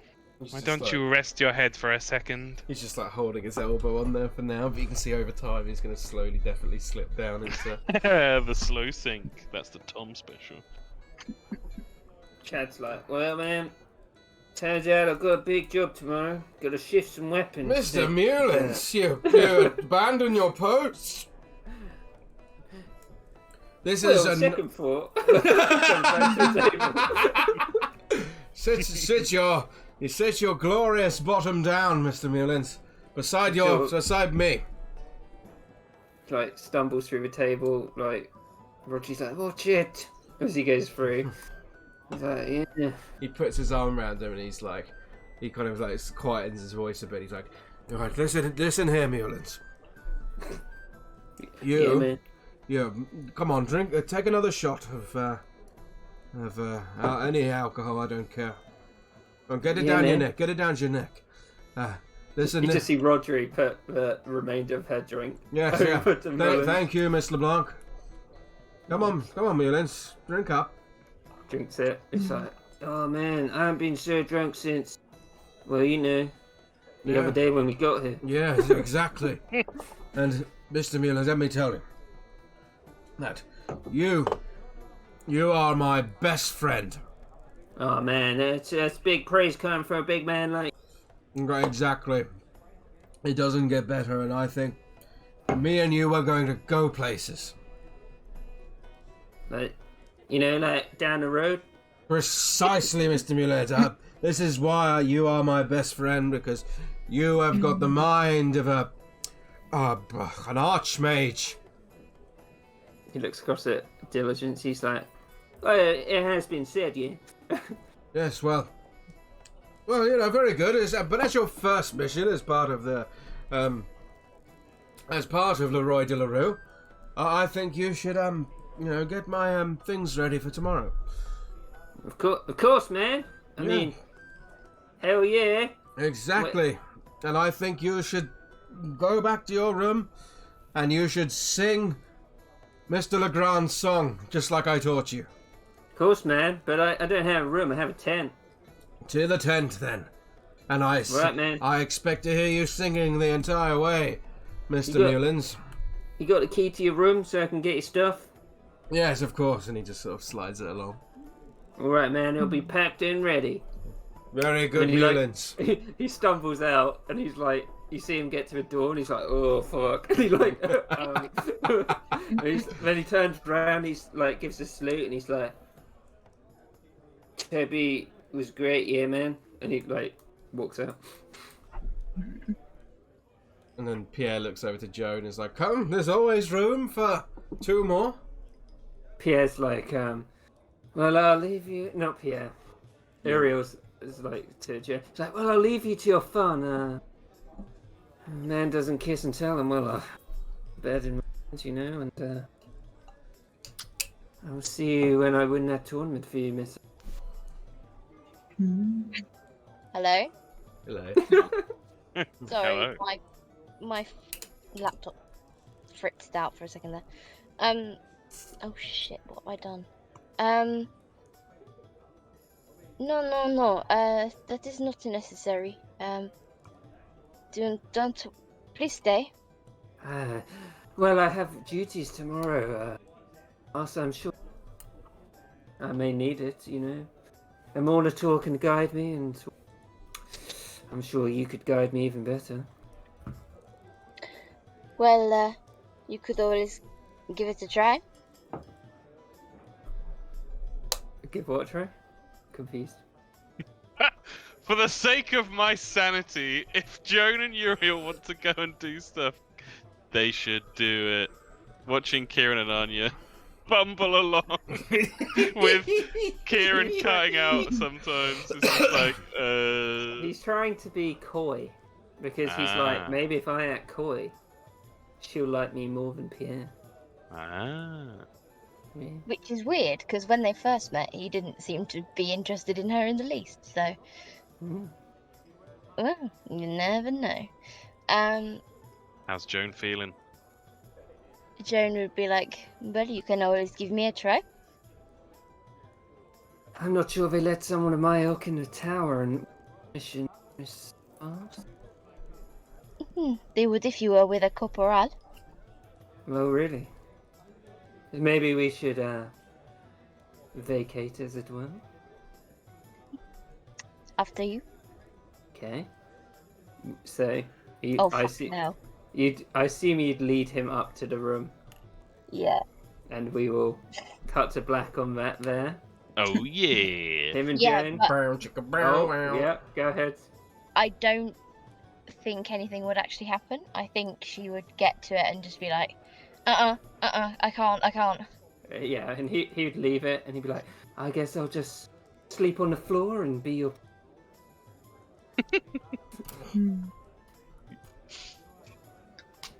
Yeah. What would she say to that, Jane? I didn't hear it, you cut out again. He'd say, I guess I'll just be your protector and sleep on the floor. That is very kind. I'm sorry to bring you here under false pretenses. Well, I have to earn the great things in life. Yeah, she would look at him very, longingly. Yeah. And he would, sleep on the floor, vigilantly guarding the door, and every few hours be like, whew. I know exactly what you mean with that sound. I thought so. All clear. Yeah. Yeah. So I think with Ember, she slowly gets drunk over the period of the night. Mm-hmm. So you can see there's a period where she's drawing in the table in flames, doing a little pyrography in the table, drawing a picture of Toby and drawing a picture of Pierre. I'd say you can roll your thing, but with disadvantage. Pierre is passed out by this point, 100% Just on the pillow. on the pillow, yeah, Yeah. face down in the pillow. Being a smart lady and a good wizard, Diligence would make sure to hold up his head when she needs to refresh it on the hour. So Ember draws a stick man on the table. with an arrow that says Toby on it. So Yeah. Ember, you get, because you got a 1. Yeah. It's left you frustrated, so you won't be able to do that hobby the next day. Okay. Aw. Yeah. Damn it. Burnt it Um, out. Yeah, and you can also see there's a period where she's really drunk, and you can see like there's an energy spark, but then it quickly dies out, and she just like slams her head into the table, sleeping. I imagine Ember, Rodri would be like, "Let's go upstairs, Miss Wins. You seem far too drunk to continue. You might burn the table in 2 halves if you keep this up." Yeah, you see it's very singed on the table. Yeah, You see Ace just jumps on her back and starts coiling up. yeah. Rodri would take you up, but you'd see Dewey is still like, as you drunkenly look over, would still be in conversation. Can't with believe Clodo. you left him out there, man.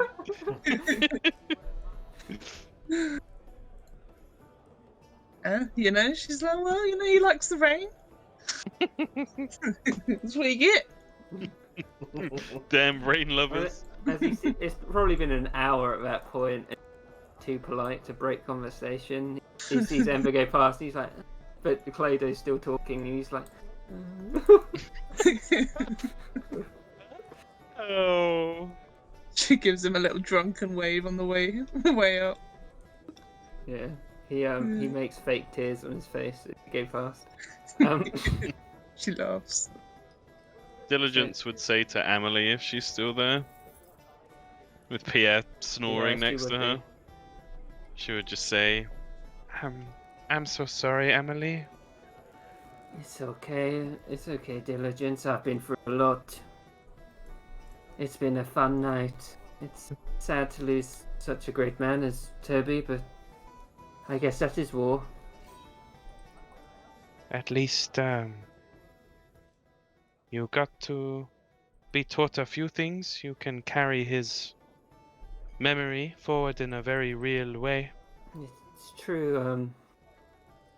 I heard Pierre say that he brought back Toby's remains. I believe so. I He is very precious about his Toby's shield, the crest on it. I was going to ask, but I didn't. I didn't think it was proper, but now it's just you, me, and Rodri here. His dedication to his brother, his friend. My brother's died in the Stonelands, in the Scouring, and the remains were never found. I thought a man like Pierre, who cared so much about his friends, he'd want to try and help me find them so I can finally give them the rest they deserve. Would you feel comfortable asking him this when he's in a proper state? Yeah, Diligence would have been nodding throughout Amelie saying that. Absolutely, Amelie. I will bring it up with him when he's not, cheap. In a moment of slight pranky cruelty, she'll dismiss the pillow so Pierre just goes bonk against the... I'm awake, yes. Legrand, Toby Legrand. Time for bed, you fool. Yes. And she'd say to Diligence before, I would ask Ruvert, but he's so scared for everyone's life. No, he has enough on his shoulders, the Major. Thank you, Diligence. She smiles. And helps Pierre up to his room. Okay. I think on the way. As you're leaving Diligence, one thing, Mm. you just hear Skulls being like, "Fucking humans." From behind Diligence the would bar. say, I know, right? I think on the way, I imagine Diligence helping him with arm over the shoulder kind of thing, and he's kind of stumbling all over the place. And he's just as he's stumbling around, he's just like, Where's Toby? I want to see Toby. Your diligence would have quite a struck, indecisive look on her face, but I think she'd say, "You'll see him shortly, Pierre. He's just, he'll be right with you." She like helps him to bed and to sleep. Yeah, as he's going further up, he sort of is like talking about Toby and like keeps repeating stuff, and then as I imagine they get closer to his room, he kind of stops her and he's like, "Thank you, Liana. Do you remember back in Arabelle? All the hijinks we got up to?" Of course, Pierre. I often daydream of those times. Yes. In some ways I miss those times, but left, you know.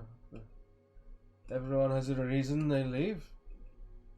Some seek glory, and some, like yourself, they seek knowledge and brilliance. And I just didn't want to share a house with Father anymore. Whatever their reason, Pierre, people find their way in life. You've got a good thing going here.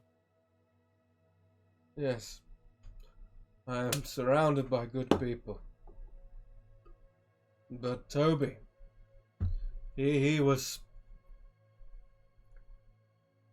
the father I never had. He was Wow. more than a brother. He was more than a friend. He was the greatest man I've ever met. Well, And I miss you. him. I miss him. You made him proud today, Pierre. I know. Right. And I think with that, we'll call it the end of the session. And you can all take a long rest. And you also all level up to level 5! Hey. Oh yeah. Nice. Oh, Also- awesome RP. I love Very good. Pierre. Yeah, he's you. great. That was It was a bit, nice to that was get a bit him. emotional for me. Sorry. No, it was all good. It was amazing. It was nice to get a big chunk of RP at the end. His face with a little smile. Oh, that's incredible. She even signed it at the bottom, you know, there's an E with a little flame around it.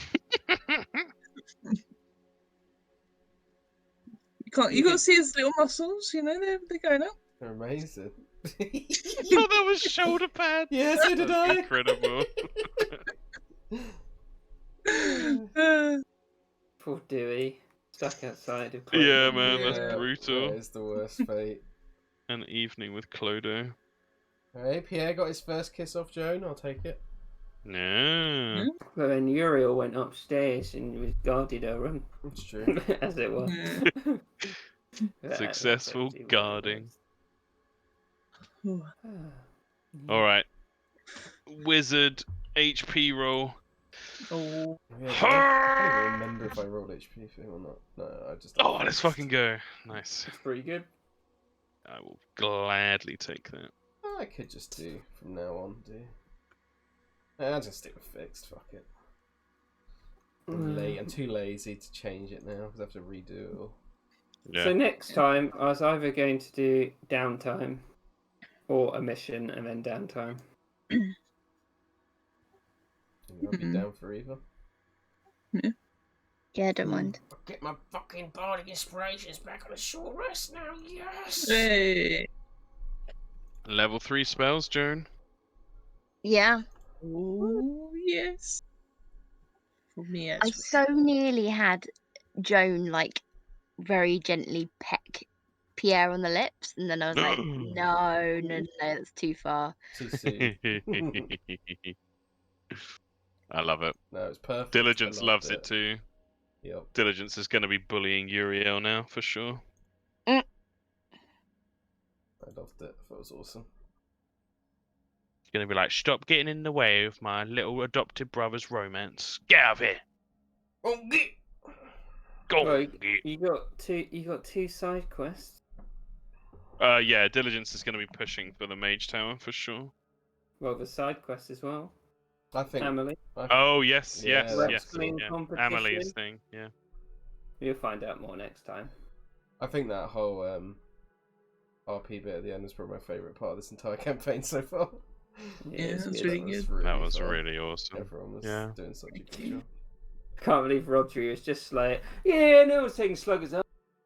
Yeah, I love that. That's so good. Makes perfect sense. I thought you'd love the idea of Pierre being so drunk that he's like, Mullins, you're my best friend. Yeah. I love Mullins. He's great. I was half expecting him to properly say like, Mullins, you're my best friend. I had a proper best friend, but he died. So you'll have to do God. now. Fuck. Fuck. I can't choose only 2 spells. Being a wizard's so hard. I thought in like old editions you got them based on your intelligence modifier as well. Intelligence two modifier spells. defines how I. Get one. Yeah. No, I know. Sorry, I shouldn't say that with sorcerer. I mean, it do makes enough it damage. simpler, I guess. Now this week I'm gonna have to level up every fucking other character. God. Oh yeah. All the little guys here, every single one except the have a little mission. I'll say that. Except Vicomte as well. That's awesome. Don't know what fucking spell to pick. I bet you can probably guess what Clodo is talking to Dewey about. The Cave of the Jelly. The Jimmies. Mmm. Joan with that devotee sense is gonna be pretty badass. Oh, gave me such a 40k hard on. You really are such a strange man. Well, I didn't prevaricate too much and picked Mass Healing Word because I thought that was sensible. Yeah, that's a Real good spell for. Super Very- good. But also you can pick Hey. differently every Yeah. day, don't forget. That is true. You have the thought ability that- to bring people back from the dead now. You have I thought that Revivify. of horse dread, but I was like, Oh, yeah. nah, I'm too lazy. I love preparing spells. It's so fun. Alright, Ember that's burned down the great. tavern. The good thing Well- about Mass Healing Word, Anya, is you can now do the stupid combo, which is the Channel Divinity into Mass Healing Word to heal people for like stupid amounts. Yeah. It's real good. Ooh. Okay. You might have to tell me how that works. It's because Mass Healing Word is a bonus action, Mm. so it's a spell you can do as a bonus action. Oh. And you heal up to 6 creatures that gain 1d4 plus your spellcasting ability modifier plus your preserve life stuff from being a life cleric. And then as your action, you can do your Channel Divinity to heal people, so you got like stupid amounts of healing. Real good. Mm. I don't know what spell to pick, Tom. Tell me about it. Fucking hell. I'm tempted to put in Catnap. Oh, that's a good one. I'm tempted. Grace is going to have the spell Ceremony if she can, because she can do weddings. Yeah. Yes. Tempted by Enemies Abound, to be honest. Such a cool spell. Love that spell. Yeah. It does feel very Pierre. Hypnotic Pattern's pretty great, though. Classic, yep. Slow is pretty good. Mm-hmm. I love Haste. using it. Stinking Clown's pretty funny, but no, I don't want that one. Haste is great. I don't have haste, unfortunately. There's not a bard spell. Stink Cloud. I love Stink. Fear. I'm tempted by Wall of Sand. Can't believe Slugger's dead, man. I know. I wondered how you're gonna deal with that. Just bring him back. I can delete his thing now. No! Could go Major Image. A very, very, very powerful spell. I'm gonna go Major Image. Like, I think that spell's super cool and no one ever picks it. I could pick two. What am I talking about? With a smart slash good D&D user. Oh, sorry. That's alright. Just gonna say, with a smart slash good user, I think Major Image is the most powerful 3rd level spell in the game. Yeah, I'm taking it. You can do so much with it. Sorry, Kieran. Also, your oldest. One of my oldest characters on D&D Beyond now. Elodius. Is first. Yeah. Then ones I haven't deleted because they're dead. Who would have come after Elodius? Probably Manny. No, not quite. Modo. Clodo? No, Moldo. Oh no, he's dead. He's dead. Oh, he's dead, of course, yeah. Sorry. Marlin. Marlin, yeah, of course, Marlin. I didn't think of Marlin. Yeah. Then Marlin's in Ash. Oh, damn, Nice. that was really early. Yeah, that was early on. Yeah. Then Jenny Kincaid. Yeah. And then Gravy. And then it was Slugger, but now it's Adrian Pussywillow. Oh yeah. Slugger is going now. Pussywillow. Oh god. I took Major Image and I've taken Catnap. Nice. It feels like the most pure. Bards get 2? Yeah, I got 2 apparently. Oh, cool. Nice. And maybe I didn't add one before. I've done that before many times. I got the right amount now. I wanted her to have a summoning spell. Summon Fae, summon Shadow Spawn, summon Undead. Your animals? No. Wizards don't get access to Conjure Animal. Oh. Yeah, only druids do. That is Druid and probably Ranger as well. Yeah. Counter spell. If we're going to a Mage Tower, I should probably get counter spell. Well, are you? I mean, Diligence is going to be like, I want to go to the Mage Tower. Yeah, I want to go to the Mage Tower. True. Oh, my proficiency bonus went up, which means I've got +10 to perception and to persuasion and deception now. Oh yeah. So good.